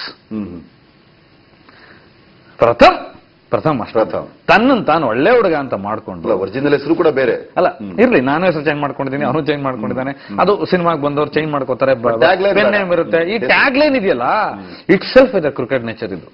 ಅವನಿಗೆ ಕಾಯಿಲೆ ಶುರುವಾಗಿರದೆ, ಅವನ ಇವರು ಡಾಕ್ಟರ್ ಪ್ರಕಾರ ಅದನ್ನ ಕಾಯಿಲೆ ಅಂತ ಕನ್ಸಿಡರ್ ಮಾಡಿದ್ದಾರೆ. ಪ್ರಥಮ್ ಒಳ್ಳೆ ಹುಡುಗ ಅನ್ಕೊಳ್ಳೋದೇ ಒಂದು ಕಾಯಿಲೆಯ ಲಕ್ಷಣ. ಯಾರು ಒಳ್ಳೆ ಹುಡುಗ ಅಂತ ಅವನ ನಡವಳಿಕೆಗಳು ನಾವು ಪ್ರೂವ್ ಮಾಡ್ಕೋಬೇಕು, ಬಿಟ್ರೆ ನಾನು ಒಳ್ಳೆಯವನಾಗಿರ್ಬೇಕು ತಾನು ಹೇಳ್ಬೇಕಾಗಿಲ್ಲ. ನೋಡಿ, ನಿಮಗೆ ಸೂಕ್ಷ್ಮವಾಗಿ ಹೇಳ್ತಾ ಬರ್ತೀನಿ. ಒಂದು ಪೊಲೀಸ್ ಸ್ಟೇಷನ್ ನಡೆಯುವ ನಾಟಕ, ತಾನು ಫೇಸ್ಬುಕ್ ಲೈವ್ ಅಲ್ಲಿ ಹೇಳುವ ಒಂದು ವಿಷಯ, ಒಂದೇ ವಿಷಯನ 5 ಆಂಗಲ್ ಹೇಳ್ತಾನೆ. ಯಾವುದೋ ಶೋಗೆ ವೇದಿಕೆಗಳಿಗೆ ಕರೀತಾರೆ. ಇವತ್ತು ಏನಾಗ್ಬಿಟ್ಟಿದೆ ಅಂದ್ರೆ, ಜನ ಮರಳೋ ಜಾತ್ರೆ ಮರಳೋ ಇಂಥವ್ರು ಶೋಗಳಿಗೆ ಬೇಕು, ಮಾತಾಡಕ್ ಬೇಕು, ಎಲ್ಲಾ ಶೋಗಳಿಗೂ ಕರೆಸ್ತಾರೆ. ಅಲ್ಲಿ ಇಂಗ್ಲಿಷ್ ಮಾತಾಡ್ತಾನೆ, ಯಾವ್ದೋ ಒಂದು ಹೆಣ್ಮಗಳು ಬಾಯಿಂಗ್ ಬಂದಂಗೆ ಉಗಿತಾಳೆ. ನೀನೇನೋ ಕನ್ನಡಿಗ ಅನ್ಕೊಂಡೆ, ನೀನು ಇಷ್ಟು ಪದ ಇಂಗ್ಲಿಷ್ ಅಲ್ಲಿ ಮಾತಾಡದೆ ಅಂತ. ನೋಡಿ, ಕನ್ನಡಿಗ ಅಂದ ತಕ್ಷಣ ಕನ್ನಡದ ಧರ್ಮ ಮತ್ತು ಬದುಕಾಗ್ಬೇಕು, ಬಿಟ್ರೆ ಚಂಪಾ ಅವ್ರು ಹೇಳ್ದಂಗೆ ಕನ್ನಡ ಅನ್ನ ಆಗ್ಬೇಕು, ಕನ್ನಡ ಸಾಂಬಾರ್ ಆಗ್ಬೇಕು, ಕನ್ನಡ ಒಗ್ಗರಣೆ ಎಲ್ಲ ಆಗಕ್ಕಾಗಲ್ಲ. ಖಂಡಿತ. ಎಷ್ಟು ತರ ಸ್ಟ್ರಾಟಜಿ ಮಾಡ್ತಾ ಹೋಗೋದು ಪ್ರತಿ ಸಲ. ಆಮೇಲೆ ತಾನು ಫೇಸ್ಬುಕ್ ಅಲ್ಲಿ ಬರೀತಾ ಹೋಗೋದು. ಈಗ ಈ ಫೇಸ್ಬುಕ್ ಏನಾಗ್ಬಿಡಿದೆ ಅಂತಂದ್ರೆ, ಡಾಕ್ಟರ್ ಬಹುಶಃ ಒಂದು ಕಾಯಿಲೆ ಅಲ್ಲ, ನಾನು ಹೇಳೋದು ಒಂದು ಆಪ್ಷನ್ ತಗೊಳ್ಳಿ. ಈಗ ಯಾರಾದ್ರೂ ಅವನಿಗೆ ಜವಾಬ್ದಾರಿ ವಹಿಸ್ಕೊಂಡು ಇಂಥ ನುರಿತ ವೈದ್ಯರ ಹತ್ರ ಅವನಿಗೊಂದು ಕೌನ್ಸಿಲಿಂಗ್ ಮಾಡಿಸೋದು, ಟ್ರೀಟ್ಮೆಂಟ್ ಕೊಡೋದು, ಬೇಸಿಕ್ ಲೆವೆಲ್ ನ ಶುರು ಮಾಡಿದ್ರೆ ಇವ್ರಿಗೆ ಗೊತ್ತಾಗ್ಬಿಡುತ್ತೆ. ನನ್ನ ಪ್ರಕಾರ ನನಗೆ ಅನಿಸ್ತಾ ಇರೋದೇನಂತ, ನಾನು ಯಾಕೆ ಕಾನ್ಫಿಡೆಂಟ್ ಆಗಿದ್ದೀನಿ ಅಂದ್ರೆ, ನಾನು ಈತನ ಇಡೀ ವರ್ತನೆ ತುಂಬಾ ಹತ್ತಿರದ ವಲಯಗಳು ನಾನು ಹೇಳಿದ್ದನ್ನ ಕೇಳಿದೀನಿ, ನೋಡಿದೀನಿ, ಅವನ್ನ ಗಮನಿಸ್ತಾ ಬರ್ತಾ ಇದ್ದೀನಿ. ಇದು ಕಾಯಿಲೆ ಅಂದ ತಕ್ಷಣ ಸಮಾಜದಲ್ಲಿ ಇವನ ಬಗ್ಗೆ ಒಂದು ಕರುಣೆ ಹುಟ್ಟುಬಿಡ್ತದೆ. ಓಕೆ, ಇಂಥವ್ರಿಗೆ ಏನ್ ಮಾಡ್ಬೇಕು ಅಂದ್ರೆ, ಮೊದಲು ಕ್ರೈಮ್ ಲೆವೆಲ್ ಅಲ್ಲಿ ಏನಾಗಬೇಕಾಗಿದೆ ಅದಾಗಬೇಕು. ನಿರ್ಮಾಪಕರ ಹತ್ರ ಅಡ್ವಾನ್ಸ್ ಇಸ್ಕೊಂಡಿದ್ದು ವಾಪಸ್ ಹೋಗ್ಬೇಕು. ಬಾಮಾರೀಶ್ ಅವ್ರು ಹೇಳ್ದಂಗೆ ಯಾವ ನಿರ್ಮಾಪಕರು ಇಂಥವರಿಂದ ಕಷ್ಟಕ್ಕೀಡಾಗಬಾರ್ದು. ಆಮೇಲೆ ನೋಡಿ, ಸಿನಿಮಾ ರಂಗ, ಚಲನಚಿತ್ರೋದ್ಯಮ, ಧಾರಾವಾಹಿ ಲೋಕ ಅಥವಾ ಇನ್ಯಾವುದೋ ಕಲಾ ಉದ್ಯಮ ಇದೆಯಲ್ಲ, ಅದರಲ್ಲಿ ಇಂಥವರೇ ತುಂಬಿದ್ದಾರೆ ಅಂತ ಒಂದು ರಾಂಗ್ ಮೆಸೇಜ್ ಜನಕ್ಕೆ ತಲುಪಿಟ್ರೆ, ತನ್ನ ಮನೆಯ ಮಕ್ಕಳನ್ನ, ತನ್ನ ಮನೆ ನೋಡಿದಕ್ಕೆ ತುಂಬಾ ಕಷ್ಟ ಆಗುತ್ತೆ. ಇದಕ್ಕೆ ಜಂಗಲ್ ಜಾಕಿ ಉದಾಹರಣೆಗಳಿದೆ, ತುಂಬಾ ಉದಾಹರಣೆಗಳು ಇಲ್ಲಿ ನಡೀತಾ ಇದೆ. ಇದು ತುಂಬಾ ದೊಡ್ಡ ಅಪಾಯಕಾರಿ ಚಟುವಟಿಕೆಗಳಿದು. ಯಾಕಂದ್ರೆ ಇವ್ರನ್ನ ಸರಿ ಮಾಡೋದ್ರ ಜೊತೆಗೆ ಮುಂದಿನ ಪೀಳಿಗೆ ಕೂಡ ನಾವು ಸರಿ ಮಾಡಬೇಕಾದಂತ ಜವಾಬ್ದಾರಿ ಇದೆ, ನಮ್ಮ ಮೇಲೆ ಇರುವಂತದ್ದು. ಹೌದು, ನಾನು ಅದಕ್ಕೆ ಪದೇ ಏನ್ ಹೇಳ್ತೀನಿ ಅಂದ್ರೆ, ಅಲ್ಲಪ್ಪ ಅವನು ಏನೋ ಆತ್ಮಹತ್ಯೆ ಅಟೆಂಡ್ ಮಾಡ್ಕೊಂಡ, ಫೇಸ್ಬುಕ್ ಅಲ್ಲಿ ನೋಡ್ದ, ಬಿಟ್ಟ. ಇದೇನು ಮಾಧ್ಯಮಗಳು ಇಡೀ ದಿನ ಕುತ್ಕೊಂಡು ಜಪ ಮಾಡೋದು. ಆಮೇಲೆ ಒಂದು ಕಾಮನ್ ಸೆನ್ಸ್ ಇಲ್ಲದ ಈ ಮಾಧ್ಯಮದಲ್ಲಿ ಚಾನೆಲ್ನವರು ಇರಬಾರ್ದು. ಫಸ್ಟ್ ಆಫ್ ಆಲ್ ತಿಂದಿರೋ 2 ಮಾತ್ರೆ ಯಾವ್ದು ತಿಂದ ಮಾತ್ರೆ ಹೆಸರು ಹೇಳ್ತಾರೆ ಯಾರು ಚಾನೆಲ್ನವರು? ಹೌದಾ? ಪೊಲೀಸ್ ಸ್ಟೇಷನ್ ಕಂಪ್ಲೇಂಟ್ ಆಯ್ತಲ್ವಾ? ಪೊಲೀಸ್ ಸ್ಟೇಟ್ಮೆಂಟ್ ತಗೋಬೇಕಲ್ವಾ? ಅವ್ನು ಮಾತ್ರೆ ನುಂಗಿಲ್ಲ ಅಂತ ಅಲ್ಲಿ ಹೇಳ್ತಾನಲ್ವಾ, 2 ಮಾತ್ರೆ ಸರ್ ನಾನು ನುಂಗ್ದೆ. ಯಾಕೆ ನುಂಗ್ದಪ್ಪ? ಆತ್ಮಹತ್ಯೆ ಮಾಡ್ಕೊಳಕ್ ಯಾರ 2 ಮಾತ್ರೆ? ಮತ್ತೆ ತಿಂಡಿ ಯಾಕಪ್ಪ ತಿದ್ದೆ ಬೆಳಗ್ಗೆ ಹೊಟ್ಟೆ ತುಂಬಾ? ಯಾಕಪ್ಪ ಹಾಸ್ಪಿಟ್ಲಿಗೆ ನೀನೇ ಅಡ್ಮಿಟ್ ಆದೆ? ಇವನನ್ನು ಕಾಯ್ತಾನೆ ಬೆಳಗ್ಗೆ ತನಕ. ಇವನೇನ್ ಅನ್ಕೋತಾನೆ ಯಾರಾದ್ರೂ ಧಾವಿಸಿ ಬಂದ್ಬಿಡ್ತಾರೆ ಇಡೀ ಜನ ಅಲ್ವಾ ಡಾಕ್ಟ್ರೆ? ಸಿಂಪತಿ ಬಯಸುತ್ತೆ ಅವಾಗ. ನಾನು ಹಿಂಗ್ ಮಾಡ್ಕೋತಾ ಇದ್ದೀನಿ. ಇವಾಗ ನೀವೆಲ್ಲ ಇಷ್ಟೊತ್ತು ನೀವೇನು ಸಮ್ಮತಿ ಮಾಡಿದ್ರಲ್ಲ ಅದ್ರಲ್ಲಿ ಏನ್ ಅನ್ಸುತ್ತೆ, ಪ್ರತಿಯೊಂದು ವ್ಯಕ್ತಿಯಲ್ಲಿ ಸಮಗ್ರತೆ ಏನು ಇಂಟಿಗ್ರಿಟಿ ಅಂತ, ಅಂದ್ರೆ ಕ್ಯಾಮ್ರಾ ಮುಂದೆ ನಾವು ಹೆಂಗಿರ್ತೀವೋ ಮನೆಯಲ್ಲೂ ಹಂಗೆ ಜನರಲ್ಲಿ ಫ್ರೆಂಡ್ ಅಲ್ಲಿ ಮನೆಯವ್ರ ಹತ್ರ ಒಂದೇ ರೀತಿ ಮಾಡುವಂತ ಲಕ್ಷಣಗಳು ವ್ಯಕ್ತಿ ಚಿಕ್ಕ ವಯಸ್ಸಿಂದ ಬೆಳೆಸ್ಕೊಂಡಿದ್ದಾನ ಇಲ್ಲ ಅವ್ನು ಚಿಕ್ಕ ವಯಸ್ಸಿಂದ ಅದು ಪ್ರಥಮ ಅಂತಲ್ಲ ನಾನು ಹೇಳ್ತಾರೆ ಜನರು ಸಾಮಾನ್ಯವಾಗಿ. ಸೊ ನಿಮ್ಮ ಹತ್ರ ನಾನು ಮಾತಾಡ್ತೀನಿ, ಇವ್ರ ಹತ್ರ ಒಂದು ಅದು ಅವ್ರು ಚಿಕ್ಕ ವಯಸ್ಸಿಂದ ಕರಗತ ಮಾಡ್ಕೊಂಡಿರ್ಬೋದು. ಅದು ಇವಾಗ ಅವ್ರಿಗೇನು ಸೆಕೆಂಡ್ರಿಗೆ ಏನ್ ಬೇಕಾಗಿದೆ, ಯಾಕಂದ್ರೆ ಅವ್ರು ಒಂದು ಒಳ್ಳೆ ಹಂತಕ್ಕೆ ಹೋದಾಗ ಮೀಡಿಯಾದಲ್ಲಿ ಹೆಸರು ಮಾಡಬೇಕು, ಇದೆಲ್ಲ ಸೆಕೆಂಡ್ರಿ ಗೈನ್ ಅಂತ ನಾವು ಕರಿತೀವಿ. ಅದಕ್ಕೆ ಅವ್ರು ಬೇರೆ ಬೇರೆ ತರ ಮಾಡಬಹುದು. ಕೌನ್ಸಿಲಿಂಗ್ ಅಗತ್ಯ ಇದೆ, ಕೌನ್ಸಿಲಿಂಗ್ ಟ್ರೀಟ್ಮೆಂಟ್ ಅಗತ್ಯ ಇದೆ ಖಂಡಿತವಾಗ್ಲು. ಡಾಕ್ಟರ್ ಅವ್ರಿಗೊಂದು ಮಾತು ಹೇಳ್ತೀನಿ, ಕೌನ್ಸಿಲಿಂಗ್ ಅಗತ್ಯ ಇದೆ ಅಂತ ಡಾಕ್ಟರ್ ಹೇಳೋದಲ್ಲ, ಅವನು ಶರಣಾಗತಿ ಆಗ್ಬೇಕು. ತಾನು ಒಬ್ಬ ಕಾಯಿಲೆ ಇರೋ ಮನುಷ್ಯ, ನನಗೆ ಕೌನ್ಸಿಲಿಂಗ್ ಅಗತ್ಯ ಇದೆ, ನಾನು ಅಡ್ಮಿಟ್ ಆಗ್ಬೇಕು ಇವ್ರ ಹತ್ರ, ನಾನು ಒಪ್ಕೋಬೇಕು ಅವ್ರ ಹತ್ರ, ಅಂದಾಗ ಟ್ರೀಟ್ಮೆಂಟ್ ಸುಲಭ ಆಗುತ್ತೆ. Thank you. ಕಷ್ಟ ಆಗುತ್ತೆ ಅನ್ನೋದ್ರೆ, ಯಾಕಂದ್ರೆ ಬಹಳಷ್ಟು ಮಾತಾಡಬಹುದು, ಆದ್ರೆ ಕೊನೆಗೊಂದು ಮಾತು ಹೇಳ್ತೀನಿ, ದಯವಿಟ್ಟು ಮಾಧ್ಯಮಗಳು ಇಂಥ ನಾನ್ಸೆನ್ಸ್ಗಳಿಗೆ ಪ್ರಚೋದನೆಯನ್ನ ಕೊಡಬೇಡಿ. Thank you so much. ಇದರೊಂದಿಗೆ ಈ ವಿಶೇಷ ಚರ್ಚೆ ನಾನು ಮುಗಿಸ್ತಾ ಇದ್ದೀನಿ. Thank you.